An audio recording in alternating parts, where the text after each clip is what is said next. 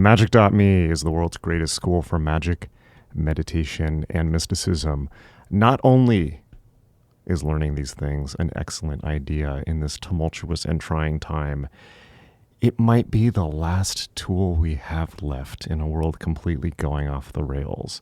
Luckily, I've created a new free introductory session at magick.me. It's called Why Magic Start Here, and it gives you everything you need to know to get started.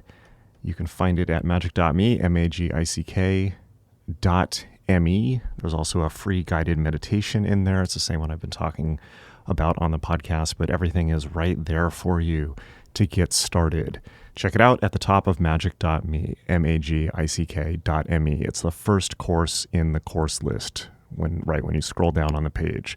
I will see you in class. It's an awesome intro session. All right. This was an awesome podcast. We tried something new in this one. Of course, my guest is Mitch Horowitz, who should need no introduction. He is one of the most prominent and gifted writers about the occult in the world right now. And he's been on this podcast many times before, as well as on lots of other podcasts with people that we hang out with, like the Duncan Trussell Family Hour. Mitch has written a ton of books. He's done a ton of audiobooks. He's kind of the world authority on New Thought, which is using positive thinking for manifestation, broadly speaking. I'm sure he would have a better definition of it. But he's a great guy. So what's the new part? I decided to start talking about movies, media, and other cultural phenomenon. And what I mean by that is this is a format that I've seen other podcasts use really well. Like, for instance, Chapo Trap House, which, yes, I do listen to, and I enjoy when they do it, where instead of just like talking at each other or talking about somebody's new project or talking about, esoteric stuff in general, all of which is really fun and cool and awesome and all of that. Instead, we're just going to talk about a movie as a common touch point so that we can kind of go through the movie and talk about esotericism through the lens of a movie that pretty much everyone knows and unpack it, talk about the deeper spiritual meanings, occult meanings, even political meanings. I think you're really going to enjoy this, most of all because what we picked is the Dark Knight trilogy, all three movies. Some of my favorite movies of all time. I'm guessing you probably like them too if you've seen them. If you haven't seen them, you're being left out. You should definitely see them. They're great movies. And there is a ton of occult material in them. And actually, really off the beaten path occult material. We're going to talk about those details in this podcast. There's tons to dig into. We could have done, I think, 16 hours of podcast on this or more. There's so many things that I, forgot to include. But we got tons in here, and it was a great show. You can find out more about Mitch at his website, mitchhorowitz.com. He's on Twitter, Instagram, all of the usuals, as am I. And you can obviously find out more about me at magick.me, magick.me. By the way, make sure you're subscribed to the show if you're not already. It's on iTunes, Spotify, Stitcher, wherever you get podcasts. All right, here's Mitch.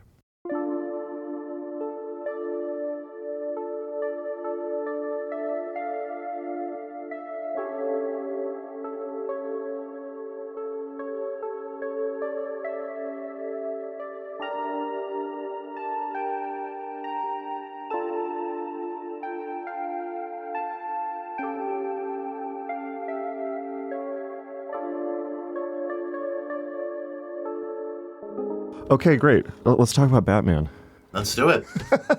So where to even begin with Batman? So I'll just kick it off. So this is an experimental podcast. This is, and thank you for doing the first experiment with me. I'm super excited about this. My idea here was, I've done so many episodes of just talking about magic or, kind of giving the same spiel. And I thought it would be really interesting to talk about a touch point in pop culture, like a movie or a book that everyone knows, and kind of talk about esotericism or whatever topics emerge from that angle. And this is something I've seen a lot of other podcasts doing, like Chapo Trap House does this really well. Mm-hmm. So I figured that'd be an interesting format to try out. So you and I went back and forth on email with a bunch of movie ideas, and we settled on the Christopher Nolan Batman trilogy. So how was it rewatching it for you? I think you said that you rewatched it. Oh, yeah. It was magical. I really grooved to it, and I was reminded of something, which is that there seems to be no end to the number of times that I as an individual and we as a culture at large can rewatch the Batman mythos and the Dracula mythos. I cannot tell you the number of times I have rewatched the story of Jonathan Harker going to Dracula's castle, or Bruce Wayne having, the turning point of his life in a dark alley, in Gotham. And something about both those stories tap a mythos so deep in human nature. And I find that whether it be Nolan, of course, Nolan's version of Batman is far and away my favorite. It's hard to imagine it'll ever be surpassed. And yet every screen treatment of Batman, every graphic novel treatment of Batman, every dramatic treatment, I rewatch again and again and again, almost as though there's something, talk about esoteric wisdom, there's something tucked away in there that represents a self-search. We're looking for ourselves within these stories, or we wouldn't be drawn to them over and over. Yeah, absolutely. That's interesting. That's a great jumping off point. And I definitely agree. It's interesting how, first of all, these are probably my 3 favorite movies ever. And I've always been a massive, massive Batman fan, like my entire life. But these movies in particular, I've lost track of the number of times that I've watched them. And I think there really is something about the self-search. And I think the reason that we picked this trilogy, and particularly why I thought it'd be interesting to talk about, is that you could almost take it as about initiation, or even left-handed initiation, particularly the first movie.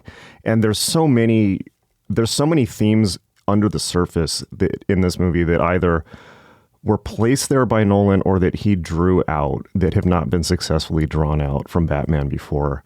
But I think that when you're saying that he's a self-search figure, that one of the things that I was thinking about, because you had mentioned on email that you were going back and reading the old comics, and I think that reading Batman comics as a kid, I'm sure you had the same experience. The thing about Batman that distinguishes him from all the Marvel comics and even Superman, particularly Superman and things like that, is that he is conceivably the one superhero that you could become if you were dedicated enough. And there's really something to that. And I remember, you probably remember this too. I think younger people don't know this or didn't get this, but when you were, I assume you read comics as a kid, right? Oh, of course. And so when you and I were young, when you got comics, they had ads in the back of them for things like learn hypnosis, like get boomerangs, like all this stuff. And so like you may have had the same experience as me, where it's like you read the superhero comic and it's awesome, and then you get to the back and you kind of have this idea as a 5 or 6 year old that it's like, you know what, if I ordered all this stuff and practiced really hard, like maybe I could learn ESP, hypnosis, and have boomerangs and Absolutely. Become a superhero. And there's a wisp of truth to it. There is of truth to it, which is what's so wonderful. You've laid your hands on so many different things. I want to try to unpack several of the things you said, because each of these topics to me could support a podcast discussion in and of itself. But, with respect to the Nolan films, obviously the man's a genius of writing, cinematography, direction. He cultivated great performances from the actors. He selected great actors. And yet, apropos of what it is that we find tucked within the folds of the Nolan trilogy and other iterations of Batman, is this question of who put it there? Who put it there? Did we, the culture, put it there? Did the artist, him or herself, put it there? Is it some symbiosis between artist and audience that results in these things being embedded there? I think we would all accept that you can take a great work of art, and I would say Batman is a great work of art. If you measure that by posterity, look at the posterity that the Batman mythos has, not only in terms of years, but in terms of offshoot projects and the truly great artists that have been attracted to the Batman mythos, people of very diffuse gifts. You might have some figures of who have a comedic gift, like the actor Adam West, or you have an Alan Moore, a completely different kind of figure who's reimagined Joker with such life and haunting verve and quality. And in a certain sense, we, the audience, participate in this because when, as you were saying also, I did go back and I read some of the earliest Batman comics to prepare for our conversation. And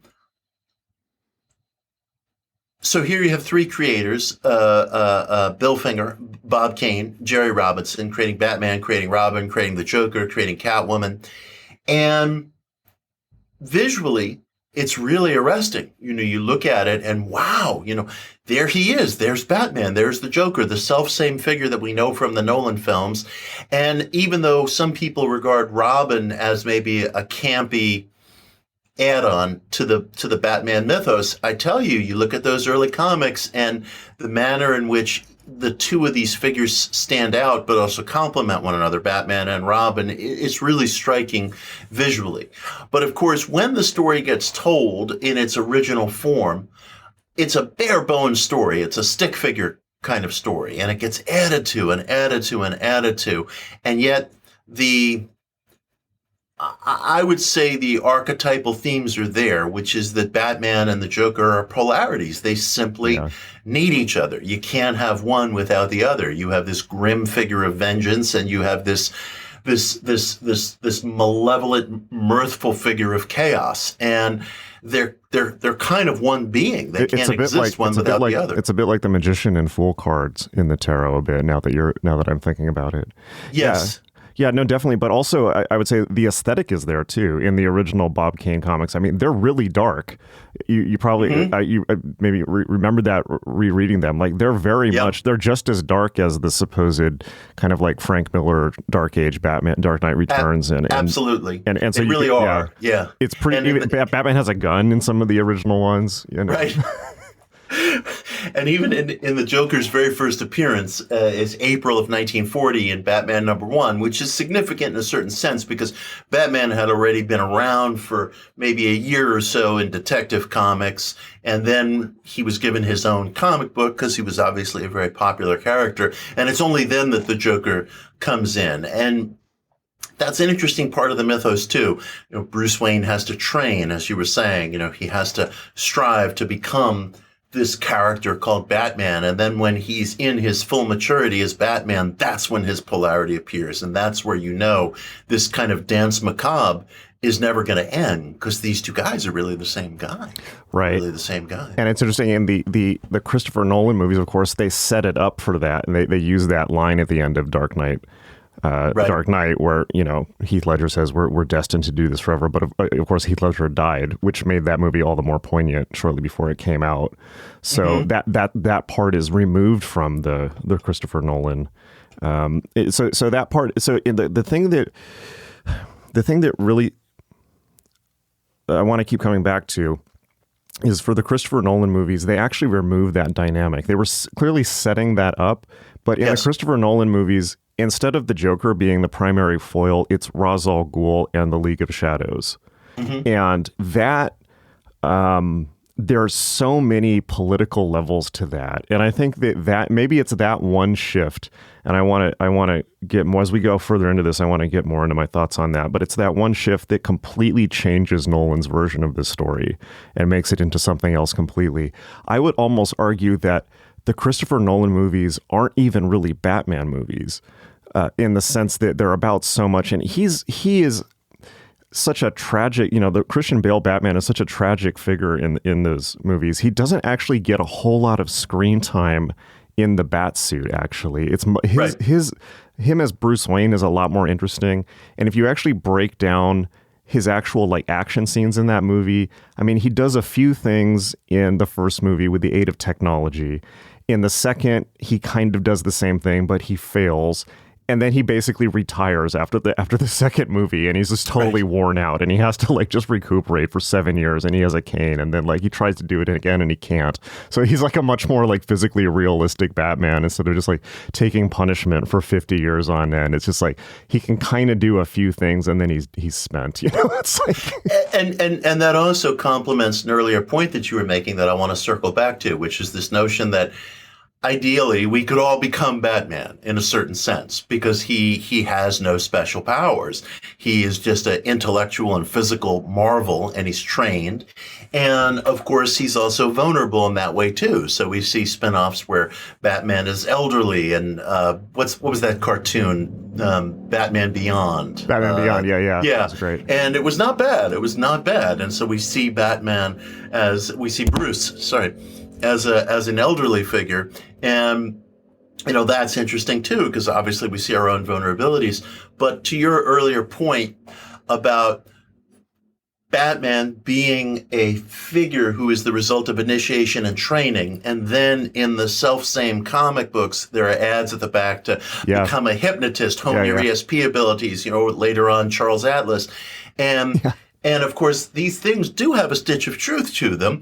And one of the things that I'm reminded of when you made that point is that one of my real intellectual heroes is the French mind theorist Émile Coué, who died in 1926, and he was famous for the mantra, day by day, in every way, I'm getting better and better. And he really gave birth to, well, he called it autosuggestion today. You know, we have all these different names, NLP or what have you, but essentially Coué's program was waking hypnosis, and he acknowledged that. I mean, his notion was that if you use these mantras in a certain way, in the so-called hypnagogic state, that state of very suggestible drowsiness that you experience just before dropping off, you can reprogram your psyche. And Coué himself first learned hypnotism. He lived in northwestern France. He ordered a mail order course in hypnotism in the late 19th century from the city of Rochester, New York, in central New York State. And that was really just a generation, not even 2 generations before the birth of Batman. We'll say it's a full generation, maybe generation and a half. And Émile Coué, who cast a very, very long shadow across self-help culture, the recovery movement, motivational philosophy.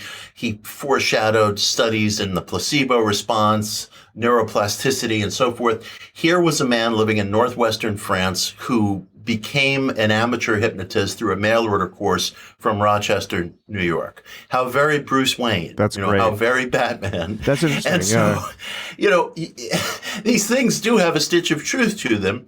And of course, when we see the original drawings of in Detective Comics and then later in Batman, Bruce's origin story is told in picture form. It's all of about a page and a half. There he is in the alley. His parents get shot. He's kneeling by his bed and he's swearing, not to God, but he's saying, I swear on the spirits of my dead parents, I will dedicate my life to fighting criminality. And then we see him in a lab looking at a steaming beaker, and we see him lifting weights. And the idea is, yes, you know, ideally this is an initiation process. Yeah, and there's such a, as you're saying this, I'm having a lot of thoughts. I mean, one is that like that's such like a wish fulfillment thing for like, you know, a preteen boy, where it's like, you know, if my parents weren't around telling me what to do, like maybe I would just get really angry because they weren't there, but they wouldn't be telling me what to do. So I would of course be doing push-ups and science all day long and right. Just becoming awesome. No one would be holding me back, and it's just like a kid's view of the world. But no, there really is something to that. And I think that definitely, at least for me, thinking back to that, and then later in life, you know, like kind of as I was somewhat exhausting my interest in comics as a teenager, was when I was beginning to get interested in occult books. And I think it really was coming from the same place of like looking for just like, you know, wacky, you know, literature, crazy books. But there was something about that of, you know, just the idea that, you know, there's a book that if you follow the program in it, you could develop some type of power that other people don't have, which is such a, I mean, for a nerdy bookish kid, is like that you feel like such at a disadvantage by, all the jocks and things like that. There's just like something universal of that. Well, it's like, maybe books are my superpower, the thing that's going to get me ahead. But yeah, even, like I'm sure, like you mentioned Charles Atlas, the classic ad, like the insult that made a man out of Mac, or the guy gets sand kicked in his face and then he orders the Charles Atlas workout routine. But yeah, like, but also you're talking about mail order courses also, and it reminds me how many occult mail order courses there were at the time and in the 20s and 30s, including Self-Realization Fellowship, Amorc, Boda, Paul Foster Case. Like that was a popular medium at the time. Yeah, I subscribed to the Boda teachings by mail. How was when I was younger? What's that? How was it? I never did that, but I've talked to people who have. It sounded slow and boring, but how was it? I mean, I lost my taste for it after a year or two because I started to feel as though what Case did and his genius. I'm hoping you have a dog. Is that a coyote that just ran in? This is a coyote. The brush? Yeah, no, this is my Shiba. A very well-groomed coyote. Yeah. I mean, Case's genius in a certain sense was that he really took the Golden Dawn teachings and he made them fully accessible in a way that perhaps Israel Regardie never did. Regardie sort of swiped the tablets from the Holy of Holies and published them in a kind of archive form. And Case did more interpretive work, more application work, but they're basically Golden Dawn teachings digested for the layperson. And after a while, I tired of the material, frankly, and it had to do with a point that you were just raising, which is that very frequently we go to spiritual teachings for power. We tell ourselves, I'm in pursuit of truth and understanding and love and so forth and so on. And once we're done with all those perfumed words, I think if we're entirely frank with ourselves, and what else is the search for, if not to at least be frank with myself, certainly I approach these teachings with an interest in power, not in some megalomaniacal way, but in a way that bespeaks my fullest possible capacity and agency. And I find that, quite frankly, at my current point in life, I'm 56 years old.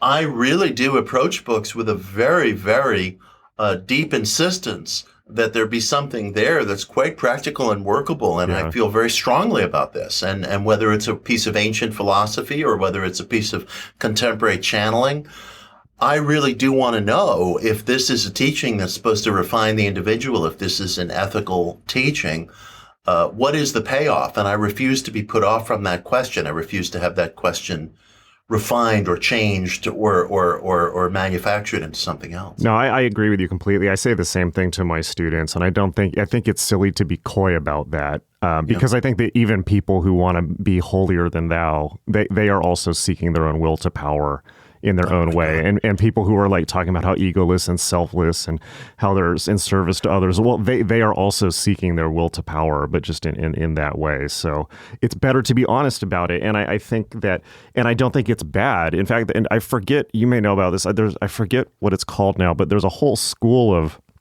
psychotherapy that was around I think in the 70s. It might have been connected with the Socialist Patients Collective that was connected with the Baader-Meinhof gang in Germany, but or not. But basically, their whole point was the root of people's mental dis-ease or unhappiness is not some like Freudian scene. It's lack of power. And I agree with that. Yeah, and I do too. And it's like literally, it's like if you would like to be happier, healthier, and more adjusted, like get power and money.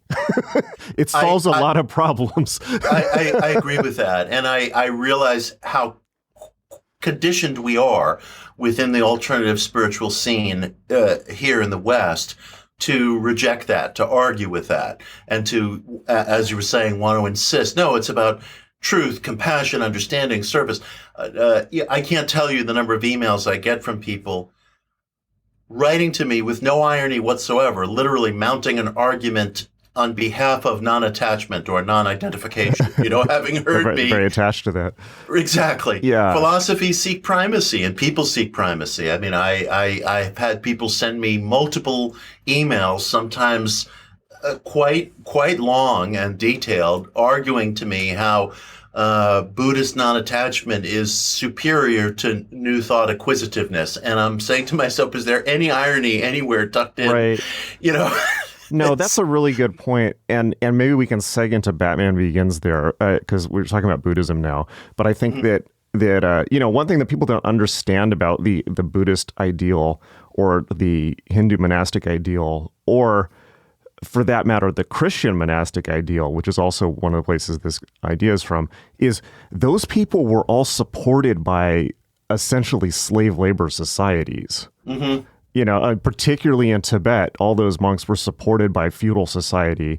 In India, even the wandering sadhus were expected by the society to be fed by anyone they went to. Mm-hmm. And in Christian monasticism, also feudalism, the Catholic Church, hello, that wasn't free. So the idea that there now, or that there ever was a point that people could just renounce the material, all that means is it's kind of like now where people just don't want to think about where their meat came from. It's like somebody got their hands dirty creating that bubble for that person. So yeah. It's so fascinating, the question of where our religions come from. They all have fingerprints, often dirty fingerprints, all over them, whether they're from the Vedic tradition, whether from the Abrahamic tradition, whatever your religious structure in the world today, it was crafted by human hands. And, apropos of the whole non-attachment, non-identification theme that runs throughout arteries of Buddhism, that has certainly colored, Christianity in the West.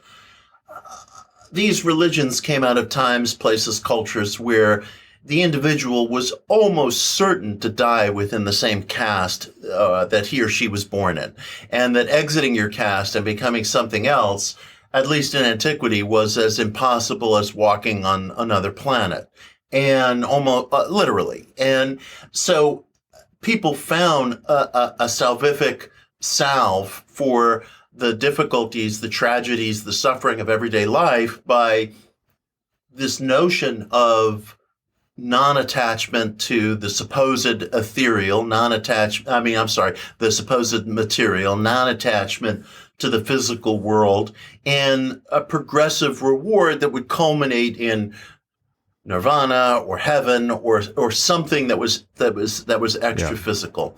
And of course, today,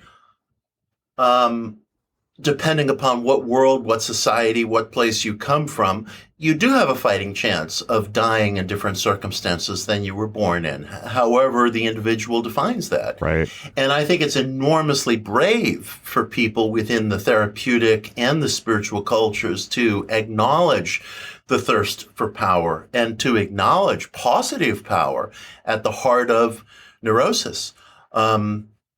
It's funny, there was a therapist on Twitter maybe a year ago who caused quite a big stir. She said, I believe in therapy. I believe in the benefits of therapy. I'm a talk therapist, have been for a long time, but I would say what 70% of my patients really need is more money. Yeah, no, I remember hearing that. Yeah. I think that might have been what I was talking about. I mean, it's like, yeah. Bravo. And of course, all the great moral exemplars on Twitter immediately want to argue with her, push back at her, insult her, of course. Right. Denigrate her, humiliate her.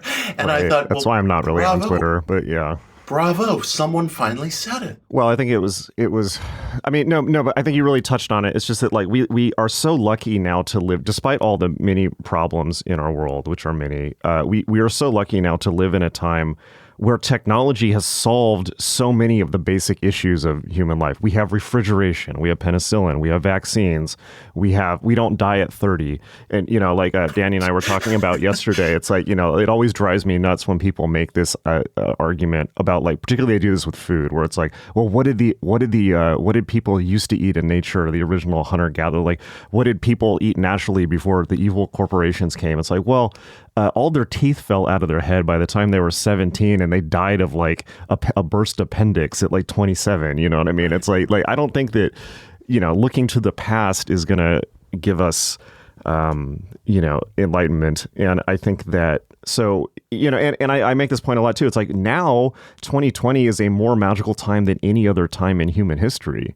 We have it better and we have more power thanks to technology and so many other things. And just the fact that the world has been, by and large, outside of things like conflicts that are erupting in Eastern Europe, which is, shuffling things a little bit. We largely live in a time where the monopoly on violence has been successfully taken by the state. So meaning people aren't constantly just killing each other all the time. Like, we live in a pretty peaceful time. I mean, with obvious exceptions, and people really take it for granted, I think. And all you need to do is study history just to show like how awful people's lives were. And I mean, it's not a surprise that religions like Buddhism happened in such a shit condition. It's like, of course you want to transcend and believe everything is Maya and samsara, and try to get it. This is it's like you could if I like as I do these days, like, you can get real reductive and say that a lot of these religions are basically just strategies for disassociation. I think that's beautifully put, and I agree with every word you said. There's so much there. I mean, first of all, of course, we as a generation, as with generations immediately preceding us, forgot about, didn't care about, have no idea historically what human life has been like up until very, very, very recently. The writer P.J. O'Rourke, the libertarian writer who died, maybe 8 months ago, he died of cancer. He said, anybody who pines for the good old days, I have one word for you: dentistry. And, that's, Yeah. Of course. Yeah. Men and women would lose their teeth by age 17. They'd eat gruel because that's what they could digest, and that's what was available economically and so forth. And I mean, I try to remember as a moral and ethical imperative that how grotesque it is to complain, how fully grotesque it is to complain. I have to remind myself of that too. No, yeah, for sure. I mean, I look at the life I'm leading right now, I was at a coffee shop this morning reading some issues of Batman on my laptop to get ready for our conversation. Well, fuck, I could have been sitting in Ukraine and, something could have fallen from the sky. How dare I complain? How dare I complain? And look at people in Sri Lanka who just stormed, the president's palace. I mean, these people literally don't have enough to eat. And I don't think that most of us in this society can even understand the physical and psychical pain that an individual goes through when they don't have sufficient food. And that was a condition that our ancestors used to live with all the time, not to mention this question of violence, which was always at a risk. I mean, it's shocking. You look at the Roman Empire, for example, they did a lot of things right, agriculturally and engineering and technologically, but there was no police. There was no police in the Roman Empire. You could walk down the street, somebody would hit you over the head, and that would be the end of that. I didn't know that. That's interesting. Yeah. I mean, there were private security forces and guards, and of course, if you were wealthy, you could go around with a few guys with swords. But by and large, if you're a business person taking your wares to market, there's no one to protect you, and if you get robbed, there's a very thin court system that can make any repatriation. It sounds like, I don't know, the bad parts of South Africa or something like that. Yeah, it's like, you can't. That's interesting. One thing creates such a desperation that we don't know. Yeah. So I think here's one of my many contentions, and this is interesting that we're touching on all these kind of old religions. I've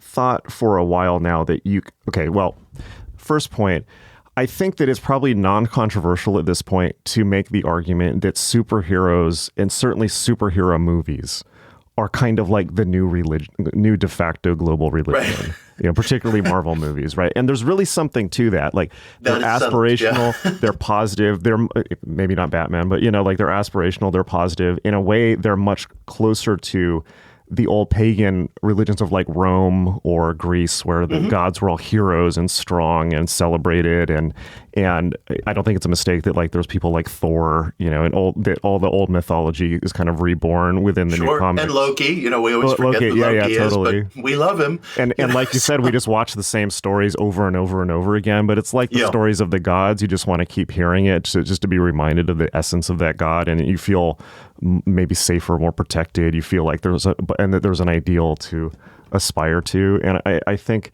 but the more I think about this, the more I think that, the real genesis of the superhero genre is Nietzsche, and is the argument that I would make, and his, often co-opted and taken out of context idea of the overman, and he says that man is the bridge between the animal and the overman.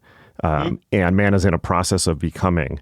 And I think that is the 20th century and 21st century right there. Like that statement is such a powerful statement that we are in the process of becoming something greater. And obviously the idea of Superman is directly from Nietzsche, right? The Superman, the overman. But from that, we can also see transhumanism. We can see the reawakening of interest in the occult as possibly a method for doing this, as Colin Wilson used to write about a lot. And I think that early childhood experience of, maybe I could, if I just apply myself enough, I could become more. That's such a healthy idea.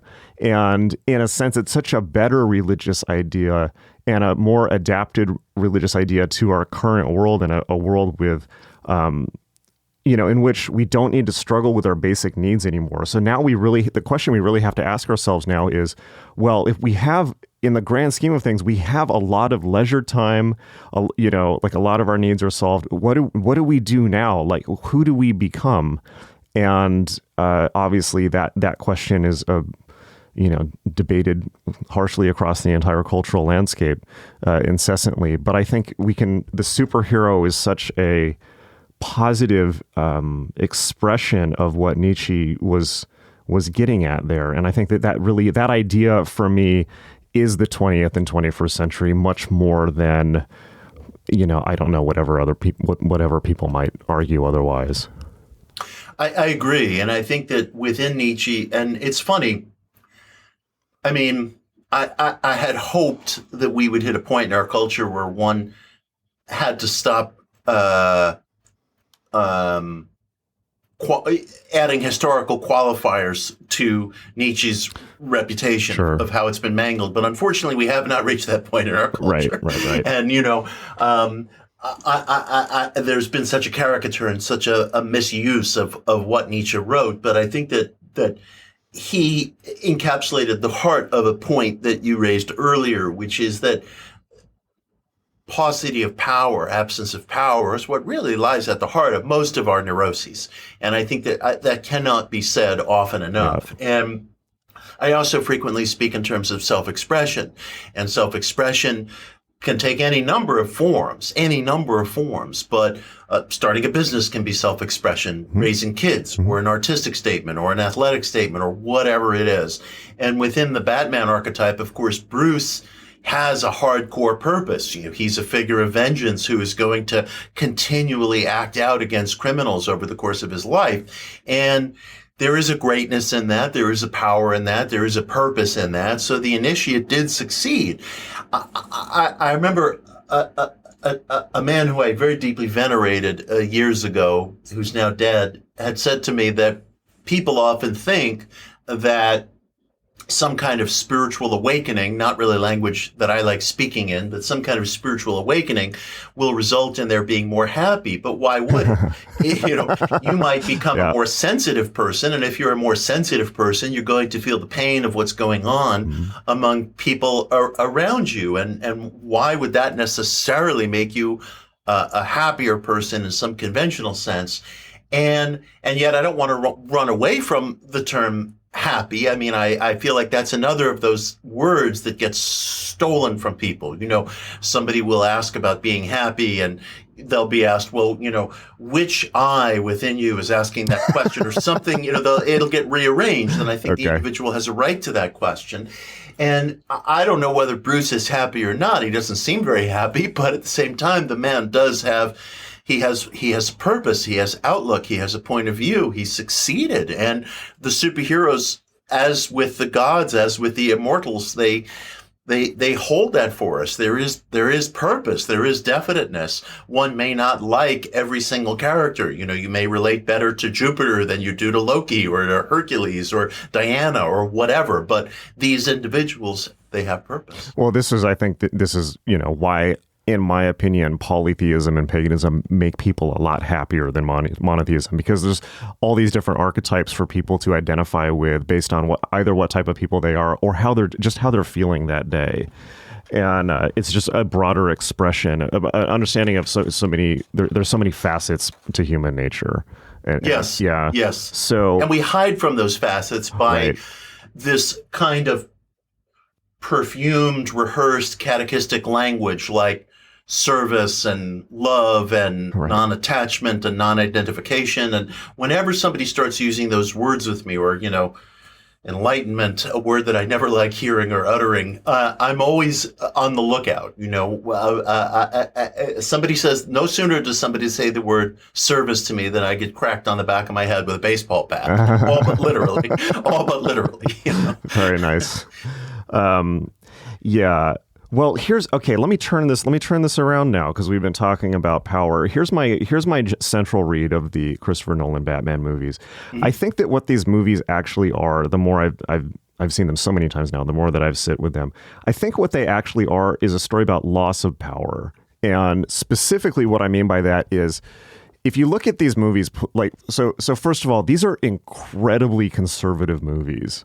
Mm-hmm. If you really think, they're incredibly conservative. This is basically, it's the sides in these movies are like, essentially conservatives and the extreme right, or like the two warring sides in the Batman movies. Mm-hmm. But I think, I think that, which is great, is a hilarious English encapsulation of American politics, because that's basically what politics are here.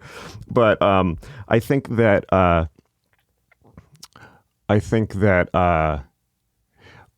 it's important that Christopher Nolan is English, and that he is also, I don't think that he's upper class, but he's certainly upper middle class with class pretensions. Mm-hmm. And he comes from, comes from a public school background and is very educated and is, dresses like an elite banker and things like this. And so I think that, my contention is that the Nolan Batman movies are a very English take, not just on superheroes, but on American politics in general. And secondly, that what these movies are actually about is the sense of loss of power of the Anglo-American elite. It's about the kind of the Atlantis' power base of like England and the East Coast, and like people as symbolized by perhaps like people like William F. Buckley and things like this, feeling that they're just losing their grasp on the world. The English Empire is over. Everything is crumbling. They're just losing control to the forces that they don't fully understand. The technology, post-modernity, the mob. In the second movie, China, or terror. Obviously the villains in the first and third movies are meant to represent, terrorism or the kind of war on terror. But even China in the second movie, and so like. One way you probably remember, so I think it's good to begin by talking about Thomas Wayne is the good leaping off point for these movies. So I'm sure you remember, like when you were a kid, like when we were watching PBS, they would always be, sponsored by the Carnegie Mellon Foundation or like the Rockefeller Foundation or things like this. So Thomas Wayne represents for me this old idea of wealth that we, to some extent, had in the U.S., where it was kind of like in the 20s and 30s, or maybe earlier, or maybe later. It was this kind of paternalistic idea that there were these like philanthropist industrial magnates, right? That Thomas Wayne, I think, represents, like the Carnegies or the Mellons or the Rockefellers, who were essentially the aristocracy, but they were concerned with the welfare of the common people, and they were creating foundations, and they were, whether that was fully true or not, they were sponsoring public broadcasting, they were You kind of see what I'm getting at here. Oh, sure. I remember vividly when I was a little kid and I would watch reruns of the Adam West, Burt Ward Batman TV show. And they would show the interior of stately Wayne Manor. That's what I thought rich people were. I thought rich people were Bruce and Dick and Alfred and what was her name? What was the aunt's name? Oh, I don't remember now. Yeah. But you remember the character, and I thought, the aunt like scurrying around the mansion and Alfred, bringing in a tray with a calling card or a letter on it. I thought, don't they like move like a marble bust to get into the Batcave also? I believe it may be the figure of Shakespeare. I'm not sure, but in any case, they take a bust. They're also Bruce is also walking around in like kind of like a night robe and things like that. Yeah, exactly. Yeah, smoking jacket. Yeah, totally. Well, that's what rich people do. And when I was a very little kid, there was probably still a few rich people hanging around like that, And now, of course, they all look like Bezos and Musk and so forth, and they're much, much richer than the Waynes were, No, but that's kind of what I'm getting at. That it's that transfer of power that this movie is in some extent about. I remember when I was 19, I've talked about this on the podcast before, but when I was 19, I worked at a beach club in San Diego that was for ultra rich people, for like actually at one point, Rockefellers. I did my best to try it on with a Rockefeller girl the same age as me, but it went nowhere, unfortunately. And so here I am doing occult podcasts. It's not too late. Yeah. If you're out there. Hopefully I made an impression. She'll remember me, but I somehow I don't think so. But yeah, I was making $8 an hour, which was minimum wage at the time. It was my first job back from college. And my job was basically to wear short shorts and bring towels to drunken inbred rich people. And it's actually the same club that was featured in the movie Traffic that Catherine Zeta-Jones is in at the beginning of the movie. Oh, I remember it well. Oh, great. Okay, so actually same spot. That's where it was filmed. So, but this is the type of club that you had to pay $40,000 just to get on a waiting list to potentially get in, and then it was very hard to get in. And this is, by the way, the same area that Tucker Carlson grew up, like right down the street. Oh. And he, I think, to some extent, is also very, symbolic of this class. I mean, Tucker, like Bruce Wayne, when you really think about it, could in a sense be Tucker Carlson in a really twisted, at least within the. That may be the only time in American media those words have been uttered. Right, but within the Nolan verse, it's like, but you see like the rage of people like Tucker Carlson. Tucker Carlson's father, by the way, used to run the Voice of America. For the CIA, right? And Tucker Carlson, as a teenager, may have been involved in like coups in South America. Allegedly, he's in photos like next to. Anyways, oh, is that right? Yeah, it's very, very shady. But you see like the anger of, as expressed by Tucker Carlson, manufactured or not. He seems somewhat cynical, but you can see that as representative of this class feeling that they are losing their power. And so, interestingly enough, everyone at this club was from money. They didn't make money, they were from money. And they didn't really do a whole lot other than drink and enjoy the fact that they were rich. And no one ever tipped me the entire summer except for one individual who had made his money from the tech industry. I don't know doing what, but he had actually, he was nouveau riche. He was the one nouveau riche guy. He'd made his way into this class, and he was the only person that tipped me. But everyone else treated him like a non-human. Like he didn't exist to them because he had made his money. So it's been said before. It's like you can get money, but you can't buy class, right? That's how this class thinks. And so this kind of Atlanticist elite, as represented in the Batman movies by Thomas Wayne, by Bruce Wayne, by Michael Caine, right? And in our world, perhaps by the Tucker Carlsons of the world, or in the 70s, somebody like William Buckley.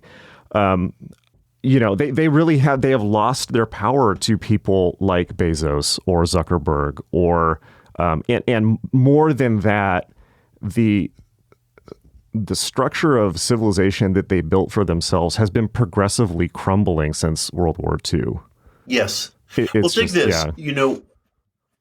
The Nolan Batman movies themselves, in terms of their financing, provide a case study in the very thing that you're pointing out.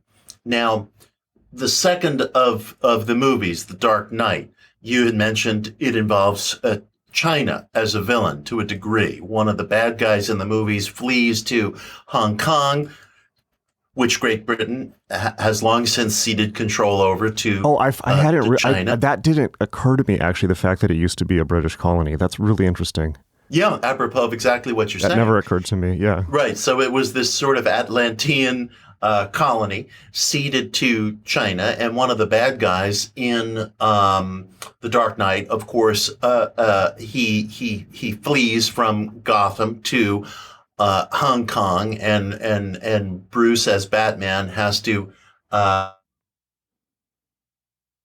extract him. Because in the movie that China will never expatriate one of its own nationals. Now, you could not have that said in a Hollywood-financed film today, at least not one that you wanted to have shown in China, which is all but necessary to recoup big budgets. Of course, Tom Cruise and the gang who made Top Gun managed to do it just recently, but that is a blazing exception. Although I did just see that. I did notice that I think one of the reasons they were able to do that is because they never specify who the bad guy actually is.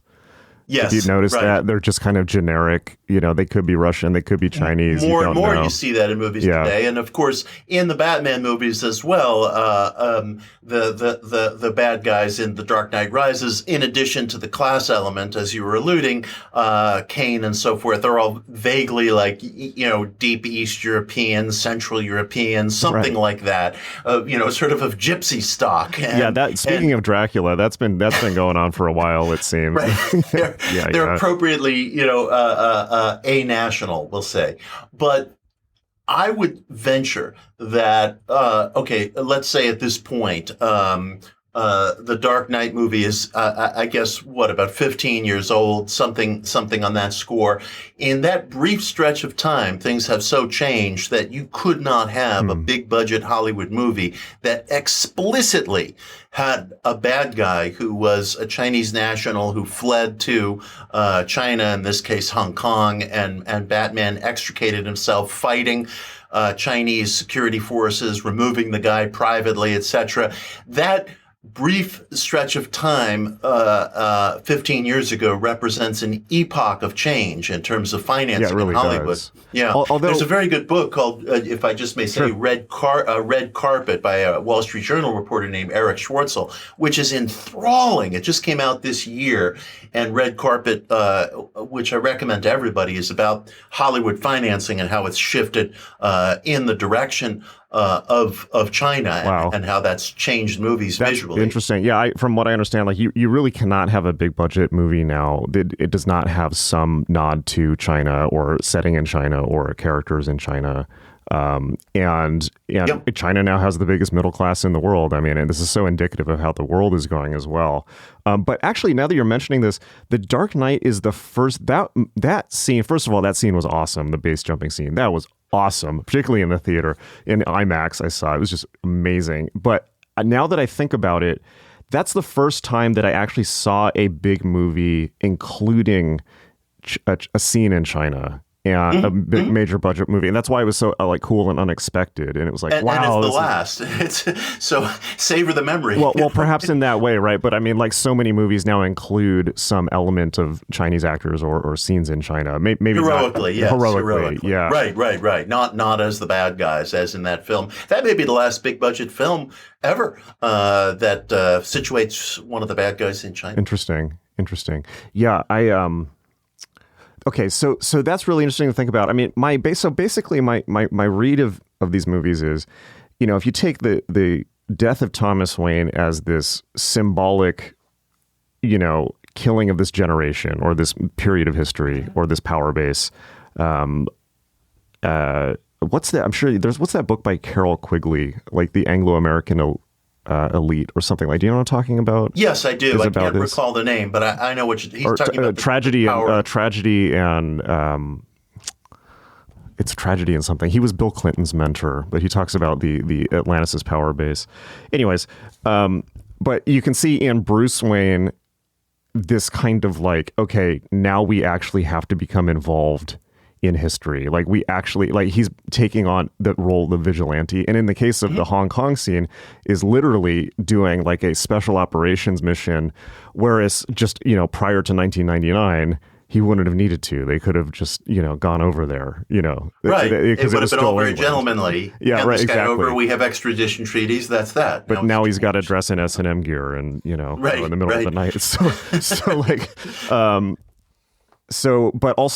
it's interesting. So there's basically these movies in my mind are a conversation about which way history is to go between the kind of George Bush style conservatism or old school conservatism and the extreme right as represented by, or maybe not, maybe we shouldn't even say right wing, but I mean like it kind of extremism from outside the existing political spectrum, represented by Ra's al Ghul. Populist extremism, you could say. And definitely in the third movie, which is really interesting based on how things went, because I think that the third movie is so obviously, the elite reacting with total horror to Occupy. And it's like, this is, in their mind, that's what Occupy was, not just like people having a drum circle, which is what it actually was. It was like, oh my God, and it's Bane, You cannot make this stuff up. You simply cannot make this stuff up. Some of the scenes from that movie were shot by the New York Stock Exchange in Lower Manhattan while Occupy was occurring. Oh, really? Yeah. I did not know that. You simply cannot make this up. That's like the perfect situationist utterly moment. Astonishing. Talk about life and art just folding one into the other as one whole. It's like the society of the spectacle. It's recapitulating itself as it's happening rather than even after the fact. That's amazing. Absolutely. Wow. Absolutely. They were literally sectioned off streets down by the New York Stock Exchange to film The Dark Knight Rises during Occupy. That's amazing. And of course, the film in its way is a kind of exposition of Occupy, and Gotham is taken over by this, what ultimately turns out to be a reign of terror style mob, and you have certain sympathies in the direction of the mob coming from Catwoman, who ultimately is a heroic character, coming from Bane and the daughter of Ra's al Ghul and League of Shadows, but the mob is ultimately a tool in the power games, not all of which are financial, some of which are ethical, that the characters are engaged in. And it's a kind of terrifying portrait. It reminds me, there was an opera that came out years ago, must be 25 years ago, and it was a kind of what would you call it? Like a heterodox take on the French Revolution, and it was depicting the forces behind the French Revolution as an angry, bloodthirsty mob. Gosh, the name of it is just escaping me, but it reminded me, it was a modern opera, it reminded me of Dark Knight Rises, because of course that's what ultimately happens in the city. So you see the old order getting overthrown, and there's this terrifying reign of terror style mob. Interesting. Well, from I believe that actually Dark Knight Rises is pretty much a scene for scene remake of Tale of Two Cities. I mean, specifically that's how it was constructed. They were filming Tale of Two Cities as Batman. Yes. And so, but they are obviously, I mean, these are very reactionary movies. I mean, like the options that are given to people in these movies are, either you maintain the status quo or you just burn it to the ground. But when you're burning it to the ground, it's not from a left-wing perspective. It's like to try and like go back to the, some type of Roman Empire ideal, which the League of Shadows is doing. So it's like, yeah, I mean, like Ra's al Ghul in this movie is basically Julius Evola. Yes. Right. So, by the way, the opera I was referencing is Ghosts of Versailles by William Hoffman and John Corigliano. That came out in 1991, and it was really popular here in New York City, and the mob scenes were a lot like what you saw in Dark Knight Rises. So it was from like a reactionary kind of perspective. Absolutely. And it was very controversial. What was the controversy? How did people react to that? Oh, the controversy was simply that the villain in the opera was a great deal like Bane, this kind of avenging figure who ultimately led a bloodthirsty mob against a coterie of people, a coterie of heroes who were drawn either from the upper or lower classes, but possessed a kind of visceral nobility, as opposed to this destructive, grotesque mob mentality, which is what you saw in the opera, which is what you saw in Dark Knight Rises. And it was interesting. The movie came out right on the heels of Occupy Wall Street, and when I first saw it in the theaters, I saw those Occupy themes more pronounced. And then when I rewatched it in preparation for your podcast, I tended to see the reactionary themes more pronounced and the kind of mob populism. And it was scary to watch. Yeah, it's interesting because, like you said, I mean, a lot has changed in 15 years, and that one is 10 years old now, amazingly. But, the question now is, this is really, at the time, it clearly was, about Occupy. But now the question is basically, a lot has happened in the last 10 years, and now, to say the least. And now the question is kind of like, is Bane Bernie Sanders or is he Steve Bannon? That is the question. And or both. And there's aspects of both. And where does Tucker Carlson, fit into all this? So basically, I could almost even be more reductive. It's almost like the Batman movies are kind of like an argument between Steve Bannon and Tucker Carlson. Yeah, in a way, maybe that's over exaggerating it. But well, no, this is interesting because I think that the thing that really turns me off ultimately in a person or in a movement is cynicism. Mm-hmm. I hate cynicism, mm-hmm. And Bane is certainly not a cynic. He's bloodthirsty. He's ruthless. But he has a point of view. He has principles that he believes in. He's willing to kill for those principles. He's willing to die for those principles. There's a horrific quality to him, but he is not a cynic. Right. Bannon and Tucker, I've come to feel are cynics. Yeah, and I knew both of them, and I was friends with both of them. Oh, really? And, yeah. Okay, you got to tell this story. Oh, yeah. I think this is the only time I've ever talked about this podcast or much anywhere else. In my early 20s, early 20s. Yeah. Mid to late 20s. I was friends with Tucker. And he was, as you might expect, an enormously likable person. He had a kind of backslapping frat boy quality about him. And he was very right-wing, but not in the service of election denialism or anything of that nature. He, as today, he was a very interesting mixture of a kind of patrician entitlement, but also a regular guy, every day, down to brass tacks, street fighter, in a certain sense, with a great frat boy charm, and he could be very, very, very funny. We've long since lost contact. Bannon, I've known going back to maybe 2010. He called me right after my first book, Occult America, came out. And he said, and he wasn't known at the time. And he said, you might, I don't know if you know who I am. I'm a financier and I'm a conservative documentarian. And I said, well, what is it that you're grooving to, in my stuff? Because I didn't know what it was about Occult America that he liked. And he said, I've always been fascinated with the spirituality of central New York, upstate New York, and the burned over district where Mormonism comes from, spiritualism comes from, and you nailed it. And, we got to talking about that and we became friends. We'd never talk about politics, but we would talk about spiritual issues. And after Trump won, I texted him and said, congratulations. I'm fucking scared shitless, but, congratulations. And he said, don't worry, it's going to be fine.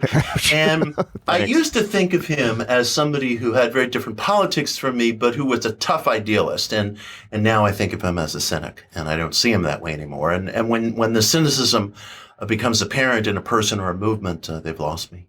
So, okay, this is a big plot twist here. So okay, I'm still processing it. So, okay, there's a lot to unpack there. So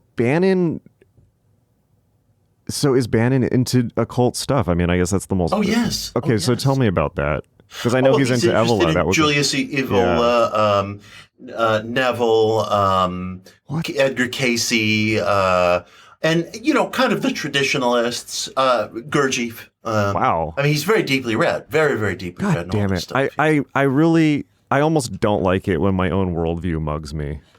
You know what I mean? Which is just like everyone's like, using occult techniques in an open war. He goes way back. I mean, he was very interested in the Gurdjieff work going back many years. Yeah. So he's interested in just every variety of mysticism, the traditionalists, you name it. It's a topic of deep interest. And so how do you think well, okay, I think the best way to ask this is, how do you think that he sees himself, or at least saw himself at the time? And was there kind of like an occult dimension to it? I think he sees himself as Bane, to stick with the theme of our show. And I think he sees himself as sort of an avenging angel who is going to take down those forces within our society that don't care how people in Allentown, Pennsylvania feel, that don't care how people in Akron, Ohio feel about different social policies, different cultural trends and habits, and immigration and things of that type. And yet I also feel there's a great deep-seated cynicism in that because he lives in Santa Monica. I live in Brooklyn. Neither of us are dwelling in these places that populist heroes like to pretend that they're representing. But nonetheless, we all have our affects, and I'm not going to condemn a person for that.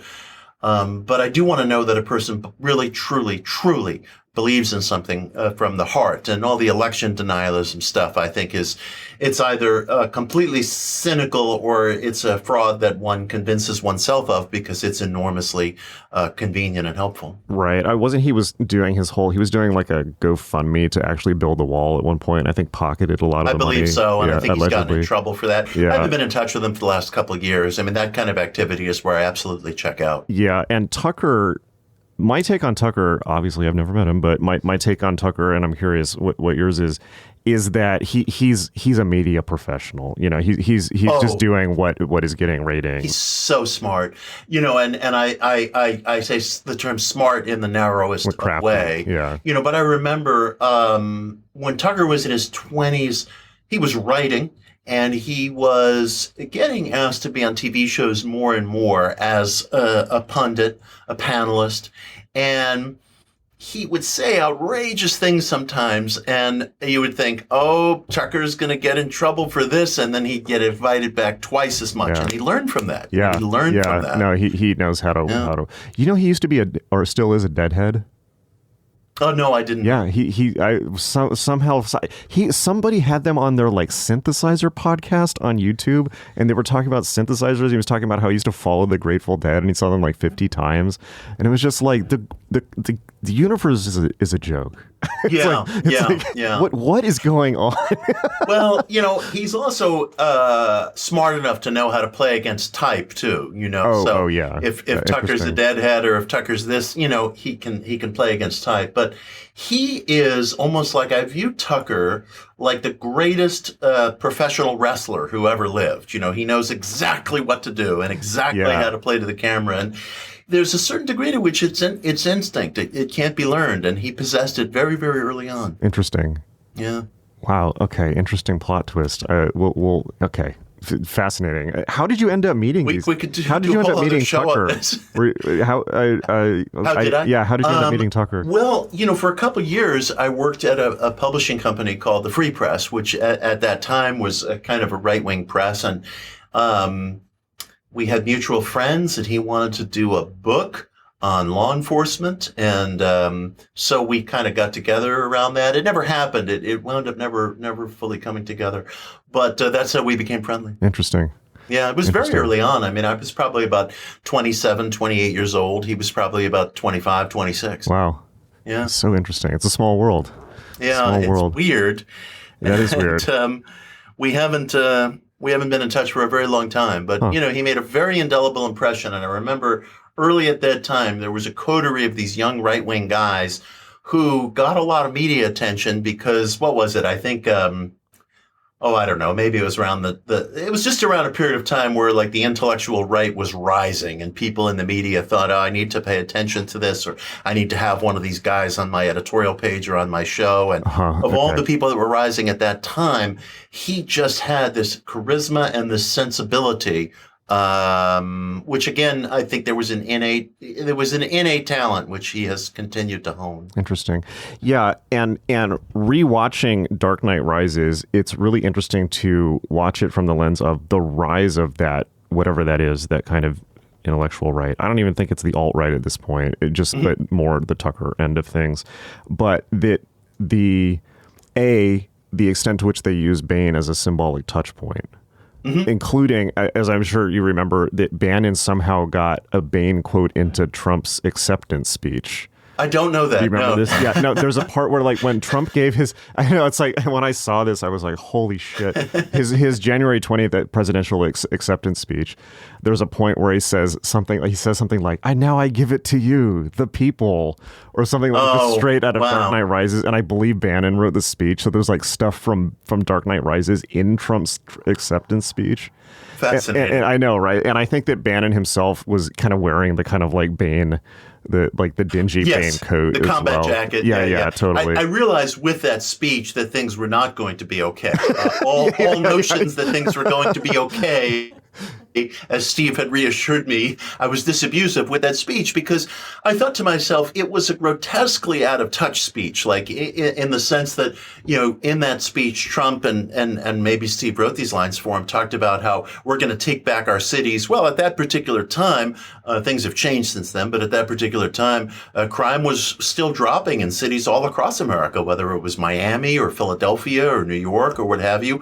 Nobody who dwelt in cities at that time felt like, oh boy, we're really going to hell. Now, post-lockdown and so forth, there are renewed problems. But back then, things were going just fine. And I thought, where's this rhetoric coming from? This is like early 1970s stuff, and it was veiled racial stuff. I didn't. Yeah. No, I think so. But although it is interesting, I think taking Dark Knight Rises in context for when it came out. I mean, it came out in 2012. It was the end of the first Obama administration, and things were pretty good. Like, things were pretty much great in 2012. And it was actually interestingly enough, that was pre-Snowden. And the second Dark Knight movie talks about they basically either predicts, or maybe it's predictive programming. They talk about, the cell phone spying in the second movie and having a net that spies on everyone's cell phones. And then that turned out to be true in 2013, but which was very like probably sinisterly prescient. But the Dark Knight Rises was even pre-Snowden, so it was kind of like, what was like the worst thing that had happened by 2012 in the Obama administration, like Benghazi or something like that. Yeah, it's like not a whole lot going on. Things were pretty awesome. Everything was just fine. Right? Yeah, and that's pretty much like the status quo you get at the beginning of that movie, and then all these forces erupt, which again, presciently, even if it's a comment on Occupy, it's like they presciently. Very much, well, I wouldn't even say predict. I mean, there's a certain magical element. I mean, we know that movies inspire people in a mass way. And so the populist movement that came with on both sides of the spectrum, but particularly, I mean, you can see like Trump, you can see January 6th in there, things like that. I was reading, but there's definitely an element of symbols do have a creative effect on reality, as we both know. Well, it's fascinating. Yes. People pose the question rhetorically, what is art? And I have no idea, but I'm sure that elements of what we call art include posterity, which I was alluding to earlier, and they also include something that tells the truth about the human story, the human situation. And it doesn't matter if it's fictional. It doesn't matter if it's non-fictional. I mean, coinciding with or just preceding the Snowden revelations, we have all of this laid out in a dramatic story in the second of the two Nolan movies. Concurrent with Occupy, preceding January 6th, we have the whole story of a kind of mob uprising led by a populist leader, and we're not sure. Is it Steve Bannon? Is it Bernie Sanders? Is it a mixture of both? Excuse me, I've heard Steve say nice things about Bernie Sanders, by the way. I have no doubt if he needed to for political reasons, he would attack him. But, in private, he kind of likes the guy. So interesting. Well, I think they praised him in public, too. But I think that there was a real effort to bring over disaffected Bernie voters. Without question. Yeah. Without question. Yeah. And so I mean, all of this is reflected in that movie just in the same way that the horror of warfare is reflected in Picasso's Guernica. You know, of course it's impressionistic, but it's there, it's real, it's the truth. And these movies are the truth. Interesting. But way in advance. So it's either, it's like, what do we make of that? Either, you know, three options. A, artists pick up on things in advance. B, these inspired later movements, or C, it's predictive programming by the CIA. But, you know, it's like, or extreme idealism, you know, of the Neville variety, and they're probably all true, you know. I mean, you know, we have this kind of malady in our society where we think that there's one magic bullet, there's one answer, and of course, it's probably a complexity of things that are all true.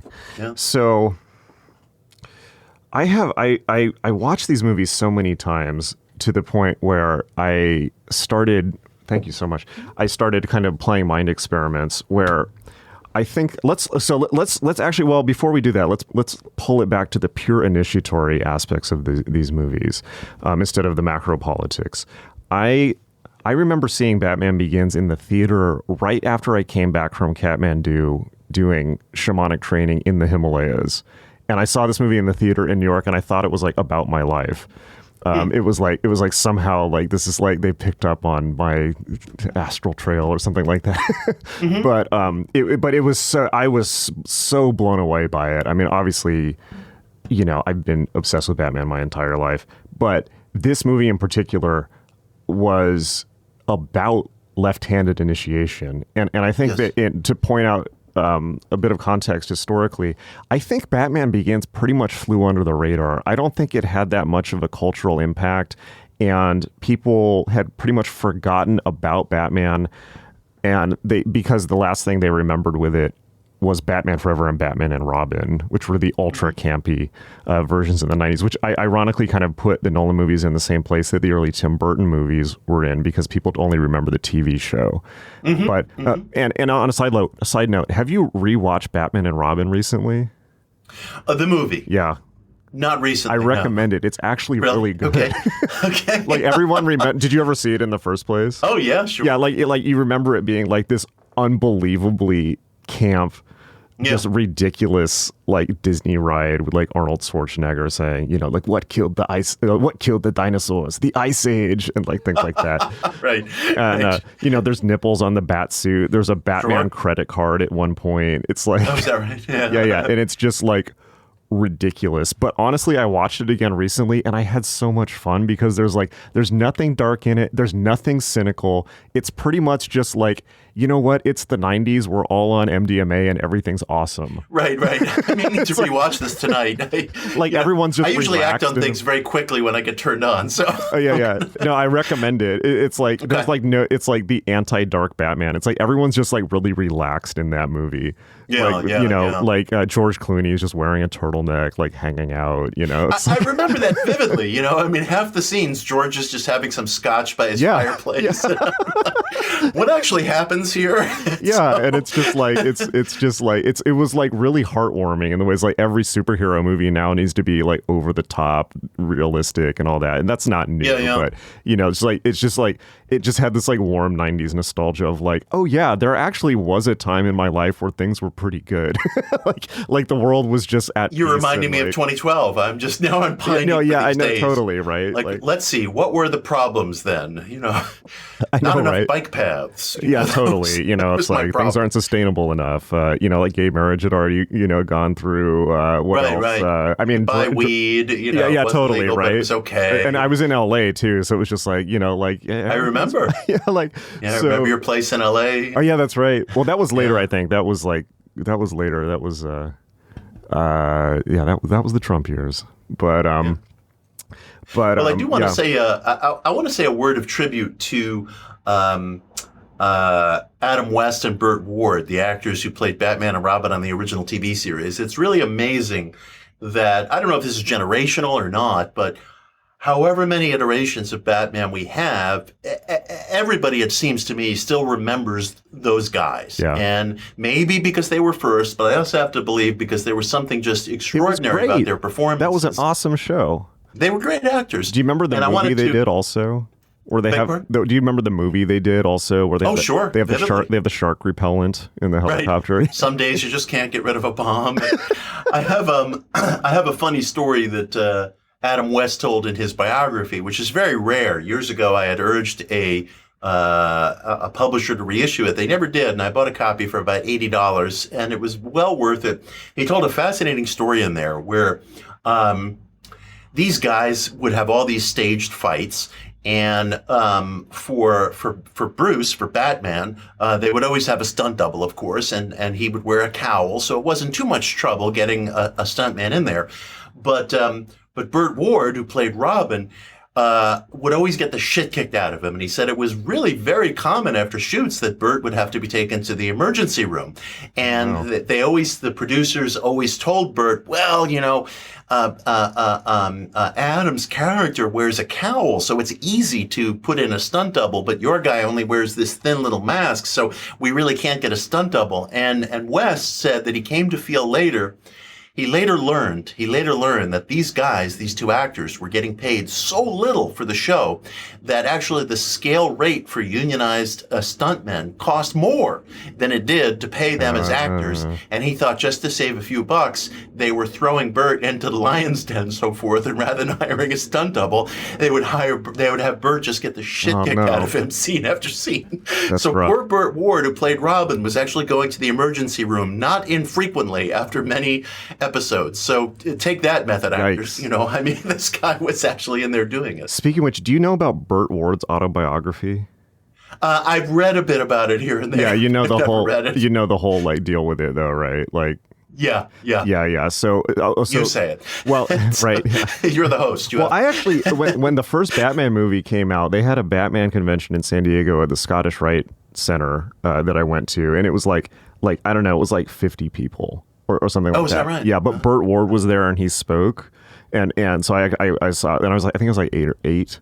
But but that was like an awesome moment. But Burt Ward's, from what I understand, you got to look this up because it's been a while. But Burt Ward's autobiography, I forget the name. I think it's been long since memory hold, but it's pretty much, he was saying it's like, like at the height of the swinging 60s. Like yes. him and Adam West were doing a lot of tag teaming, shall we say? Yes. I remember reading that. It sounded very much like, if you remember that movie Autofocus. Oh, I've never seen that. Oh, it's a really disturbing movie about the guy that played the captain in Gilligan's Island becoming like and apparently he was just this massive swinger in the end of the 60s, it's him. I forget who he plays, but Willem Dafoe plays this kind of like guy that latches on Hogan's to him. Heroes. It was the Hogan's Heroes guy. Yeah. Yeah. Oh, yes, I did see that. That's a very good movie. It's really, it's very good. It's super disturbing, but I think it was pretty much similar. I mean, very disturbing, and Dafoe is brilliant as usual. Yeah, definitely. He's so creepy in that movie. But I think the Adam West Burt Ward scene was probably pretty similar. They were very successful about town. Yeah. Well, West in his biography, which is fascinating reading, I think it's called Back to the Batcave. He said after the show was canceled, he made a movie which didn't go well, and then he spent a year just like partying and sleeping around. And he said it really hurt me. It really hurt my career. Wow. And then I was desperate to get back into things, but by that point I was already a nostalgia guy. Wasn't he in like Adam's 12 or something like that? Like he was in cop shows after that? He was supposed to be. He shot apparently what was considered a very, very funny pilot for a procedural cop show, and it didn't get picked up. And he did some voiceover stuff. And then it was only much later in life that he began to do voiceover stuff for, Family Guy and some related shows. But he was one of the great comic actors. Yeah. Still remember him. He was great. Look how we're talking about him. Yeah, so totally. vividly. He was great. Yeah, and he was great. Did you see the Tarantino movie Once Upon a Time in Hollywood? Oh, sure. Yeah. One of my favorite movies. I've watched it obsessively. It was great, right? Yeah. I keep seeing myself in it, and I keep watching it over and over and over. It's like you with, Batman Begins. Okay, yeah. No, I really liked that movie. I felt like that movie, tell me what you think, but I feel that movie was kind of like this revenge on Hollywood going. It was basically a revenge on Charles Manson, and it's like, what if that had never happened? Yes, it was a revenge on the hippies. It was a revenge on Altamont. It was a revenge on Manson. And part of Tarantino's genius, and there are so many different facets to his genius, but he recognized that some of these sitcom actors and action heroes from the 1960s were actually really, really brilliant. And, some of them, with names like Steve McQueen and Charles Bronson, got breaks. And some of them didn't get breaks. But the Adam Wests and, what was his name who played the Green Hornet opposite Bruce Lee for that one season? I remember. I don't remember. Ward something. His name escapes me, I'm afraid. But some of these guys were really quite wonderful in their way. And Tarantino has also brought some of these guys back. Yeah. He brought back Kurt Russell. He brought back John Travolta. Yeah. So forth. Pam Grier. Yeah. So, that's a great movie. he got it. Totally. I really, really, really like that movie. Also, he just knows so, like, he knows so much. He knows so much. He's kind of like he's a single-handed archivist of all of all of this stuff that is just going to be lost to history otherwise. Yeah, I agree. So with Batman Begins, it didn't make that much of a cultural splash. I remember it kind of came and went, and I was so impressed by it simply because it was the best way, and a lot of people have tried to answer this, but it was the best attempt I had seen to answer the question of what would Batman be like if he was in real life, which makes it even more exciting because then it becomes even like more attainable. And for me, the cherry on top was the fact that it's like, well, he goes to essentially Tibet to undertake esoteric initiation. I was like, this is awesome. Like, right. This is great. And so, but not just some type of, it's like you can almost take this movie as a riff on Lost Horizon, if you've seen that or you're familiar with that. Oh yeah, like that's a great one.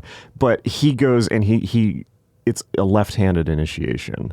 It's not an initiation into some greater spiritual, higher level. It's an initiation into fear and dealing with his own fear. Bruce has a goal. He goes and he fulfills his goal. It's very much an act of personal seeking. And personal overcoming. Personal overcoming. Bruce has a point of view. He wants to take vengeance on criminals for his parents' death, and he sets a bar for himself, and he meets the bar. It's very left-handed. It's very powerful, and it's the goal that he has to attain is overcoming his own darkness, and it's not or not even overcoming. It's like becoming one with it, and that is it's definitely very different than a lot of movies where you have the Dark Knight of the Soul, not Dark Knight Rises, but Dark Knight of the Soul sequence where there is a nod at some point where the hero in their right-handed initiation has to face their darkness. An example being Empire Strikes Back, where he's training under Yoda and then he has to go into the cave to face his own shadow. For Bruce Wayne, that's the whole point. It's like the whole thing is the dark side of initiation. And apropos of that, at a certain point in the movie, at the culmination of his mentorship under Ra's al Ghul says to him, Bruce, your father was weak. He failed to protect you. He failed to protect your family. And the audience member is left to ask him or herself, well, is that fair? Is that not fair? But it's a very challenging point of view. That's a great point. And I think that probably we can make the argument of is that a fair question to ask? It actually doesn't matter, right? Because it's like, well, ultimately it's true. And it's like, I hate to be like this about it, but it's like, is life fair? Like, no, right? Like, was that situation fair? No, but he still was too weak to do anything. And Bruce is, again, if you take him as this kind of scion of a fading empire, he's going to extremes to become some type of avenging force for it, but he's also having to overcome the inherent weaknesses of his own group that led to its downfall.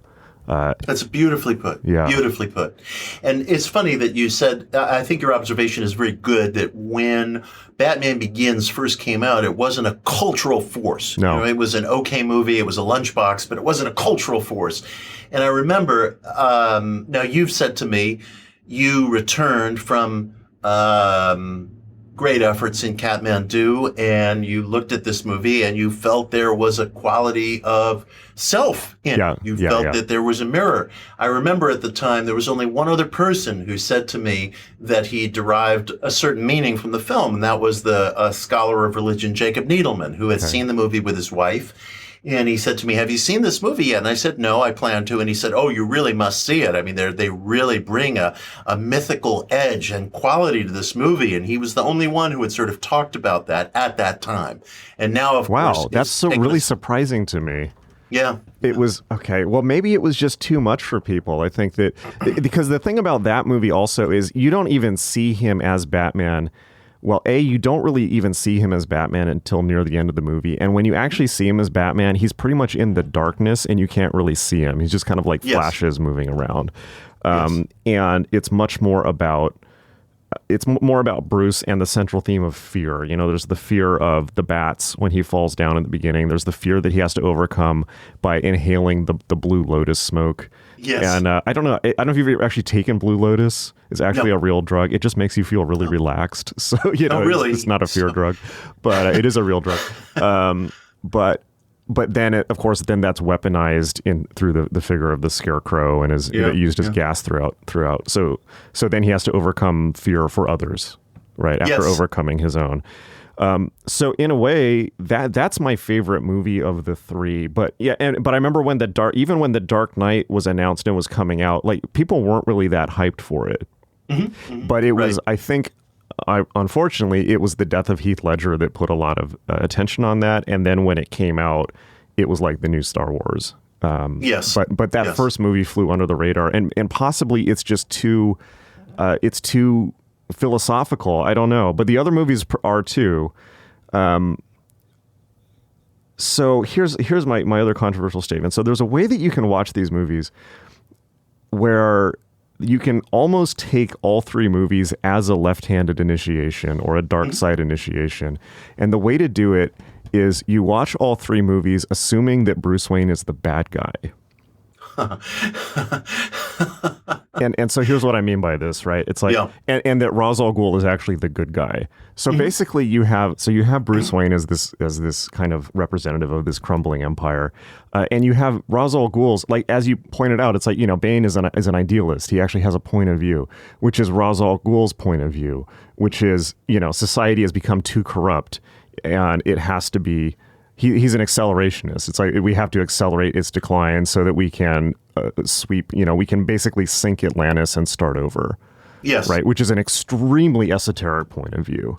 Yes. I mean, this is a whole esoteric school of thought, let alone political thought.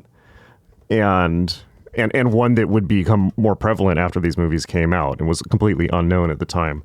But it is the argument of traditionalism in a way, or of left or right accelerationism. And, you know, again, it's like basically, you know, Liam Neeson is Ra's al Ghul, or excuse me, is Julius Evola in this movie. And so you have, but you basically, they have their plan.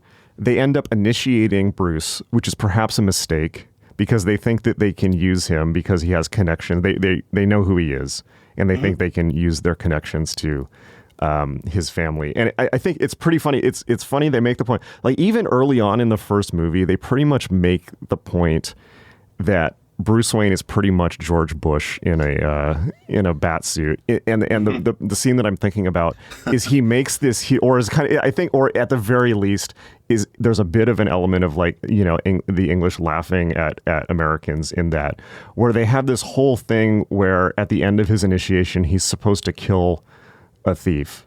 Remember this? And he won't do it. And he's principled. He's a principled American. He's like, no, you know, like, I use violence, but, you know, I won't do it. And then in order to not do it, he ends up killing everyone in the entire monastery by blowing it up. Do you remember this? Right. Yes, of course. To refuse having to kill one person, he ends up killing like 60 people. And they like never talk about it. And it's just like, oh, well, he was the good guy. So, you know, it's like there's something about American interventionism there.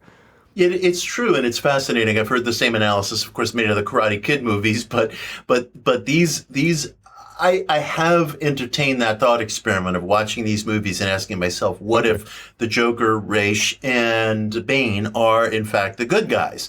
And of course, Batman with all his principles is a lot like me sitting here with my, Mac Airbook open, talking to you. Now, I'm going to give lip service to all kinds of wonderful things. I'm going to bicycle later over the Williamsburg Bridge to save gasoline. And then when my MacBook is dead and it's time to get a new one, I will throw it away, not really knowing or viscerally caring where it's going. And of course, it's going on a garbage barge to a garbage dump somewhere in Sri Lanka or Bangladesh or maybe the Philippines. And there's shit from the battery that's going to eventually sink into groundwater. And I'm doing that. And it was likely, so how am I different? It was likely made with slave labor in the first place. Very likely made with slave labor.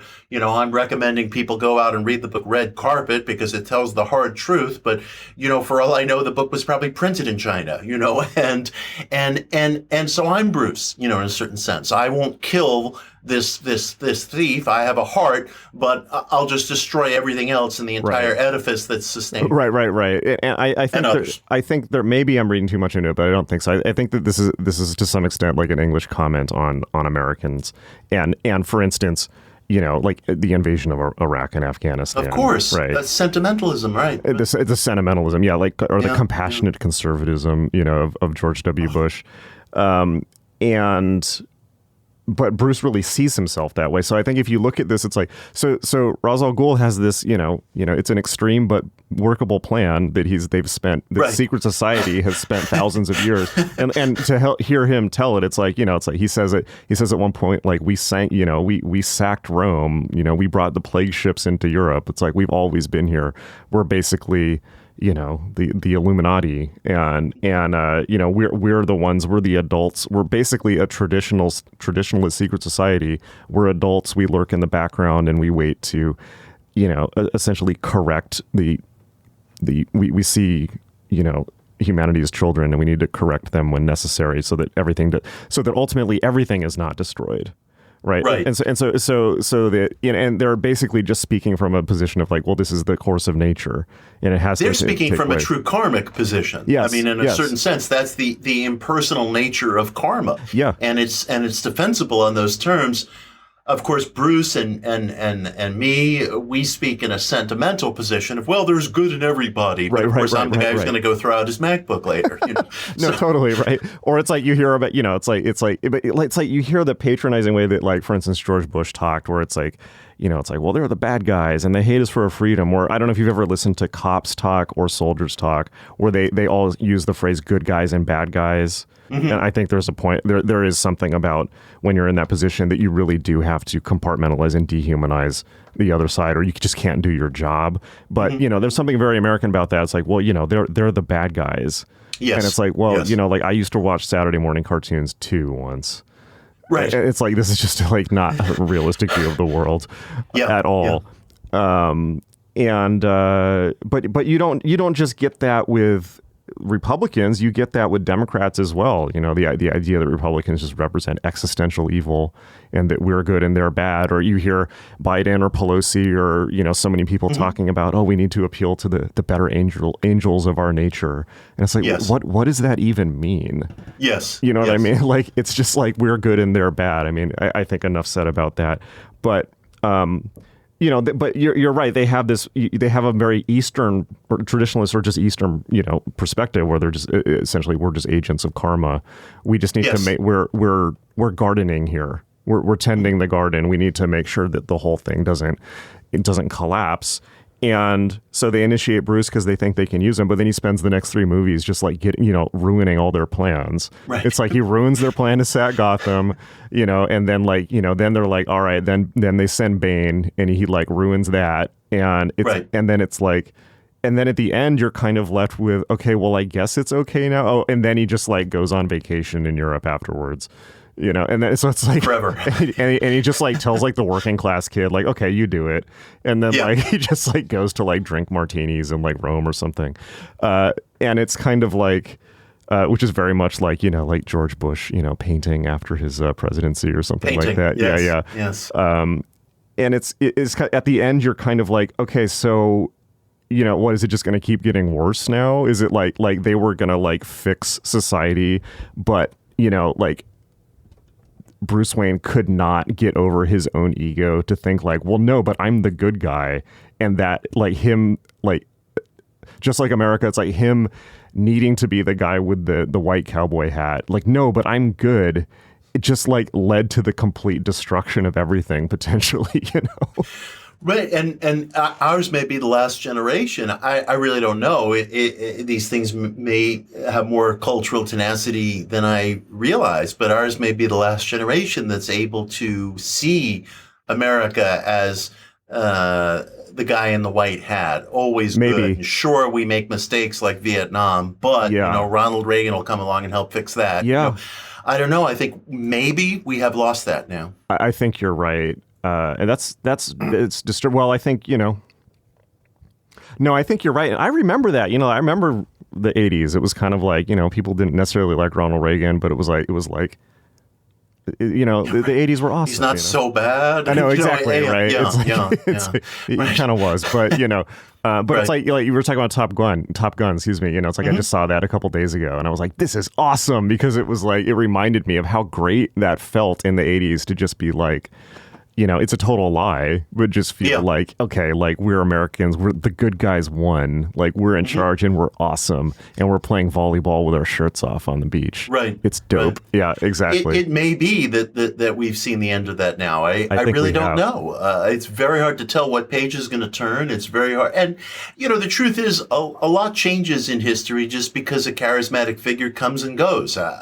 Trump is still on the scene. Trump may not be on the scene tomorrow. And if Trump is not on the scene tomorrow, then all kinds of different things could happen. It's astonishing the extent to which history is made by sometimes the presence of just a certain square-jawed figure, whether it be Franklin Roosevelt or Ronald Reagan. Yeah, and or Trump in his in a negative way. And I think that that for me was the biggest lesson of the Trump period, which is basically the point that is made with Bane and things like that, is how much one person really can.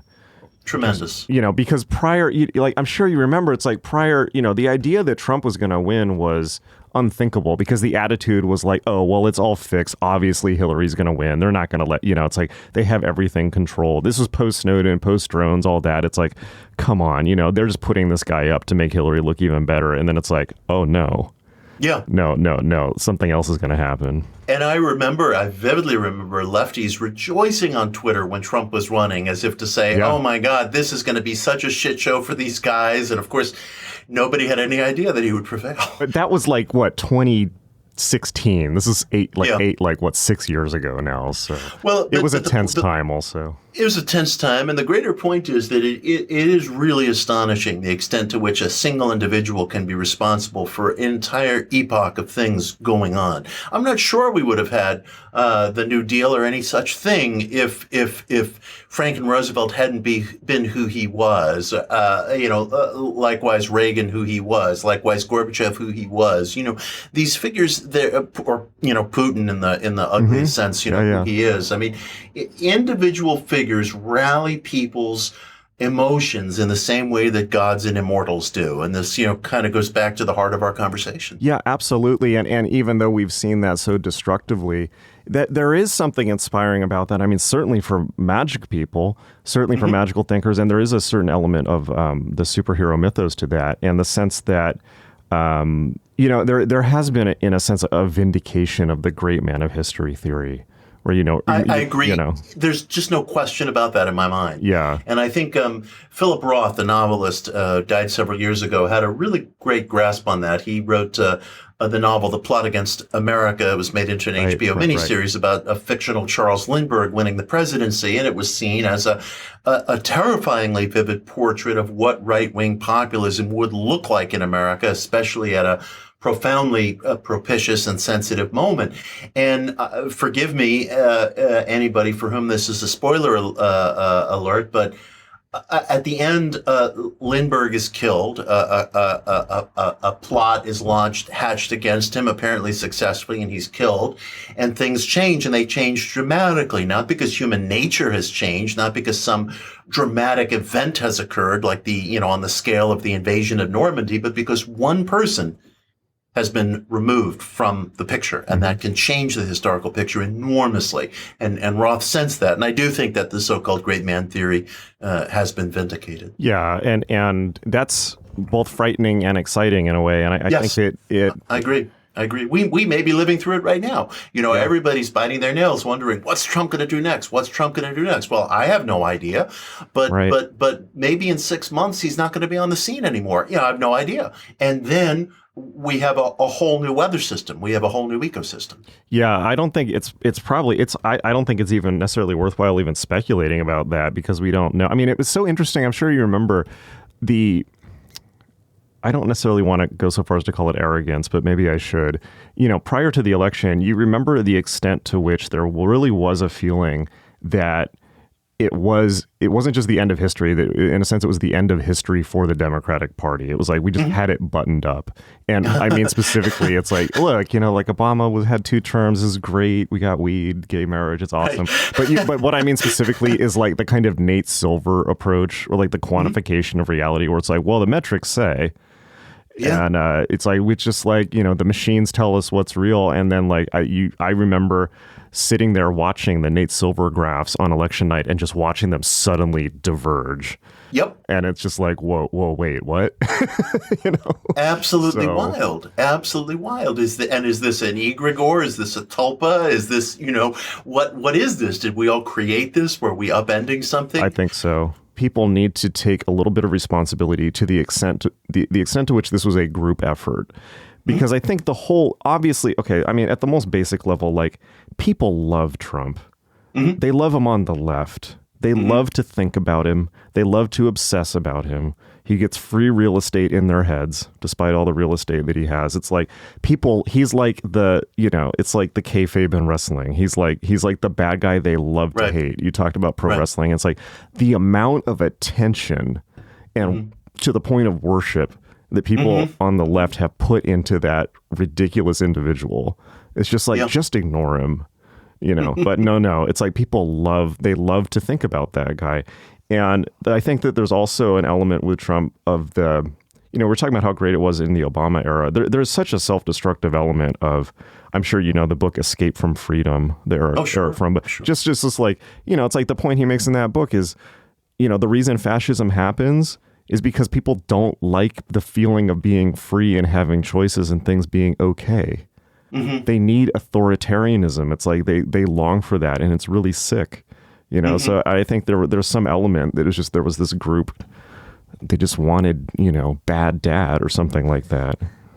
Well, it's interesting. The charisma of Trump is really extraordinary. What people sometimes make fun of in him is actually shrewdness that they're not picking up on. They're not detecting. Yeah. Like, sometimes the language that he'll use, these monosyllabic terms, it's very sad, it's very bad, it's not good. And, I mean, that's compelling. That's memorable. He's a great speaker. And I remember I was talking to somebody once, somebody who was on the tech crew of one of his reality shows. It was maybe The Apprentice or something else.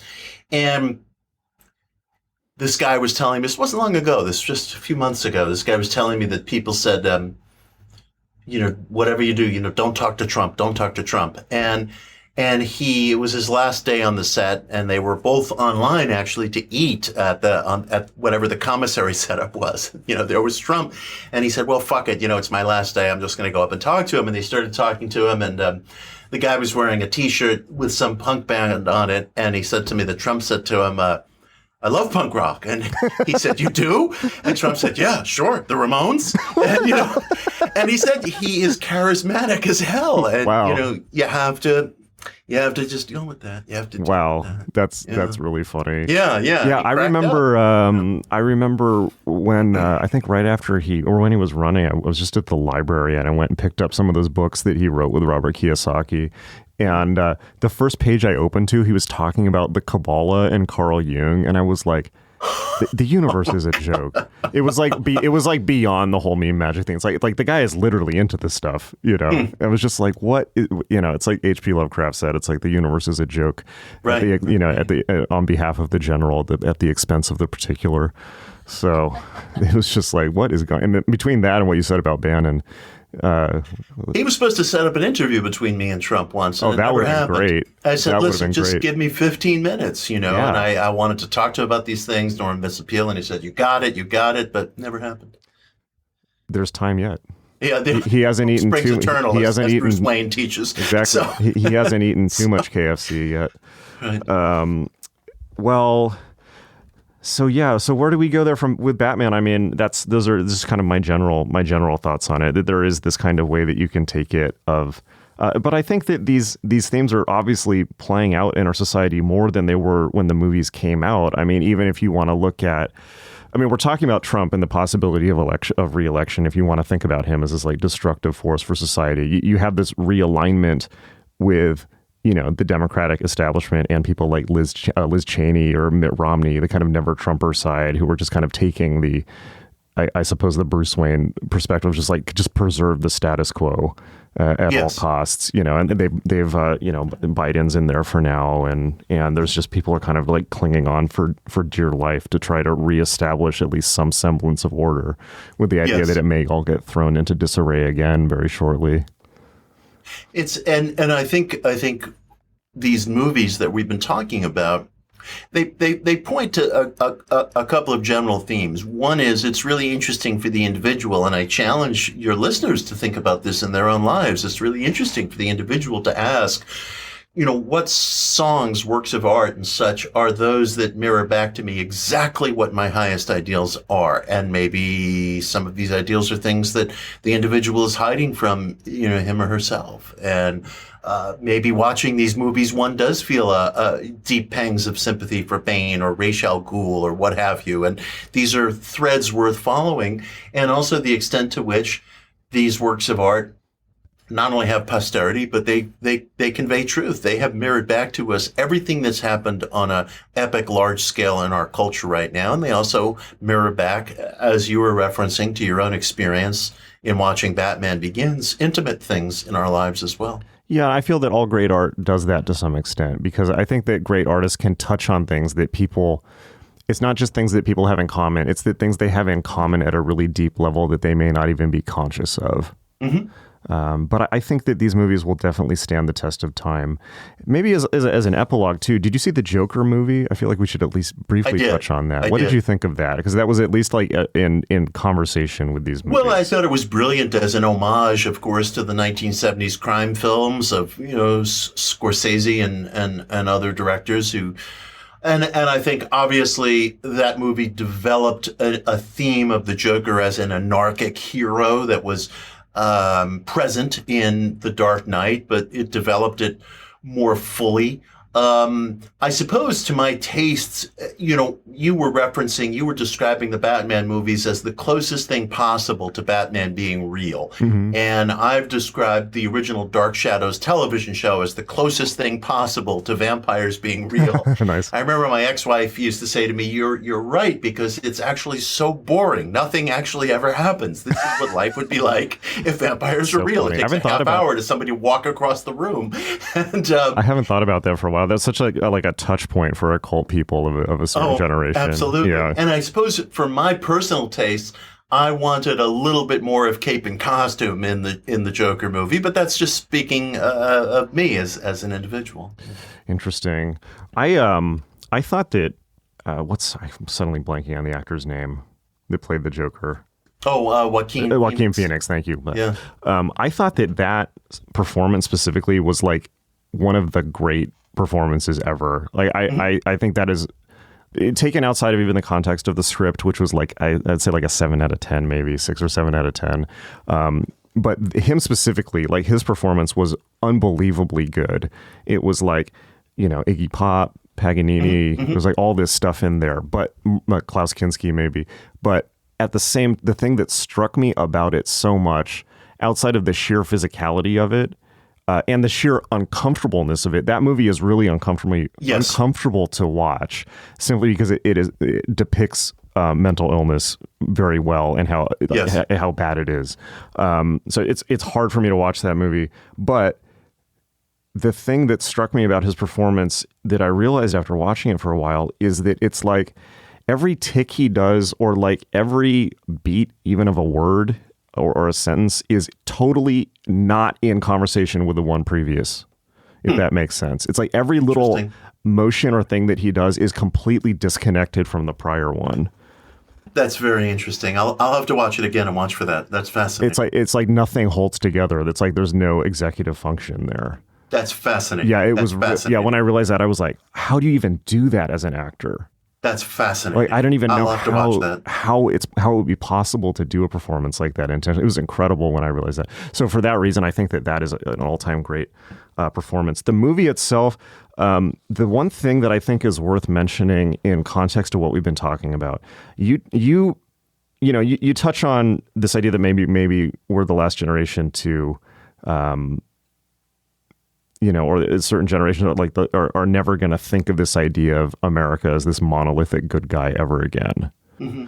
And I think, unfortunately, that's true. And I think that's why the new Top Gun movie was so successful. I mean, it crossed $1 billion almost immediately. And it's a great, it's like unfounded. I mean, it's a great, I don't know how you felt about it. I haven't seen it yet. It's great. It's on my list. It's great. Okay. So no spoilers then. It's really good. Well, I just ruined something for everybody before. Yeah. Well, yeah. But unfortunately, people are more likely to watch Top Gun than read Philip Roth. Right. I hate to say. But I think the reason why it was so successful is people just wanted to feel that again. Mm-hmm. They wanted to feel that triumphant. Like I was describing somebody, like I was talking to somebody who's much younger than me, and I was trying to we watched Top Gun, and I was trying to describe to her what it was like seeing that the first time, and it was like, okay, you know what Top Gun, like the 80s were like imagine you're peaking on cocaine. Like you're on a cocaine binge, and just like everything is awesome, the music's great, everything's really colorful, and just like you just hit the very peak, and like that was Top Gun, and like all the F-16s like taking off, F-14s taking off. It was just like it's like the peak of the American coke binge, and of course it was all downhill from there. But for that one moment, it was just like totally transcendent.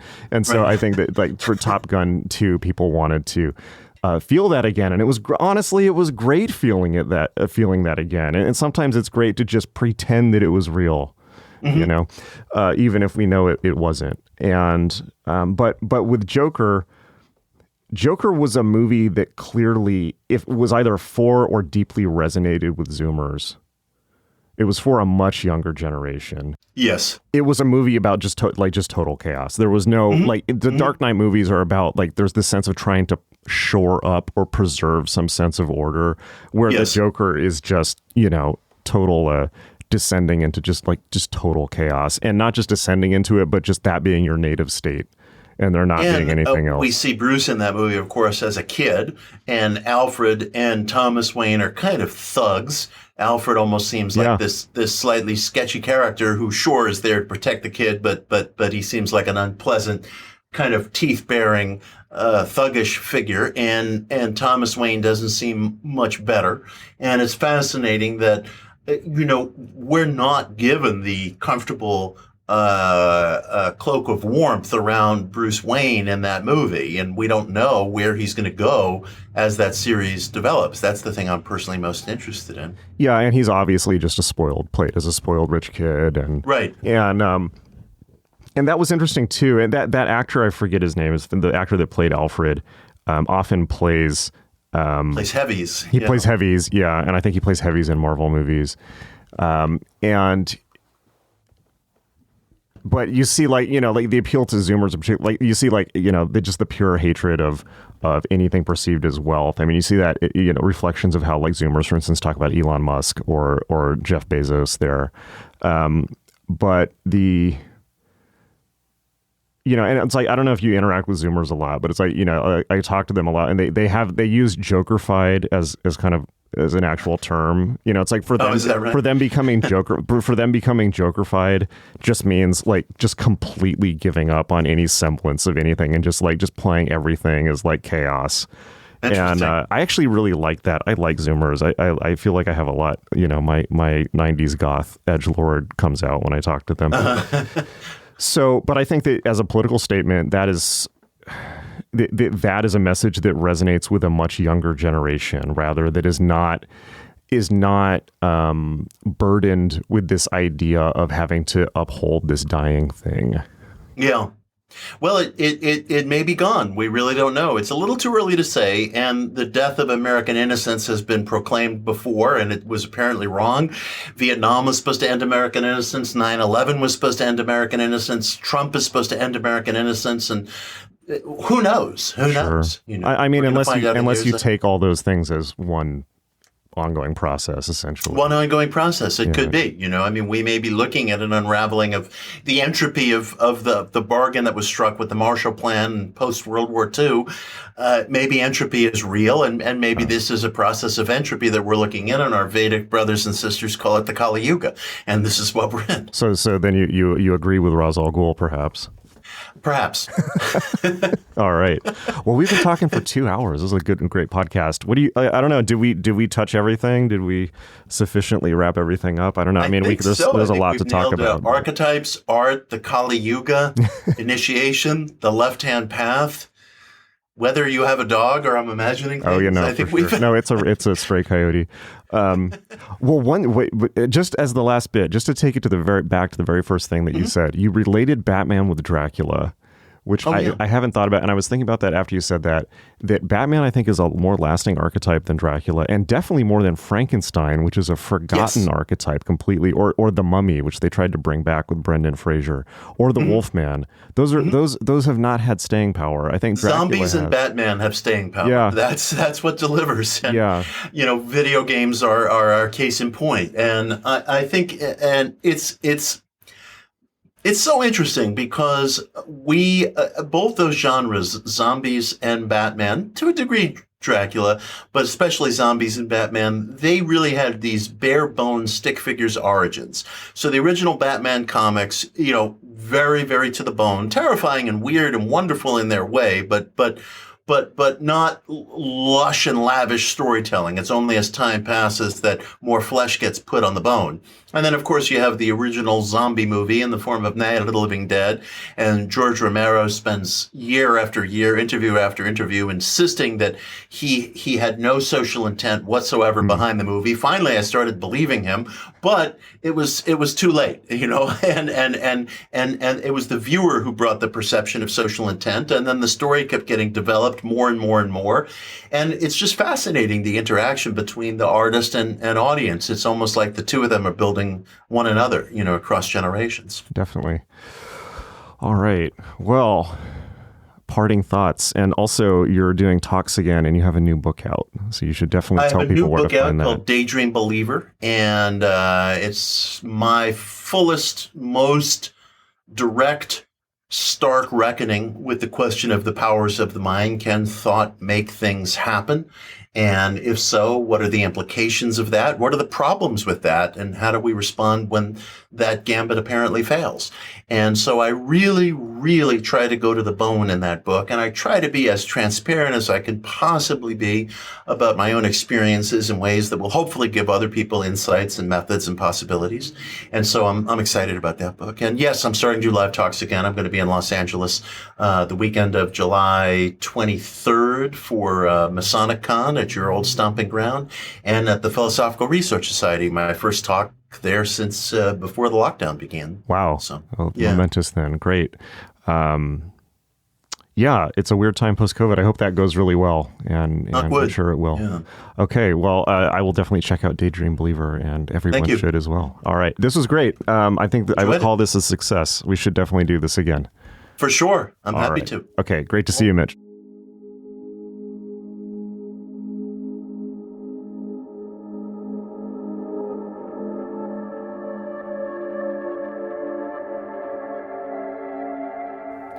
All right, hope you really, really enjoyed that show. Check out our new class, Why Magic Start Here, at magick.me, magick.me. It gives you everything you need to get started, including a new free meditation. It's awesome. I will see you in class, and I will see you next time.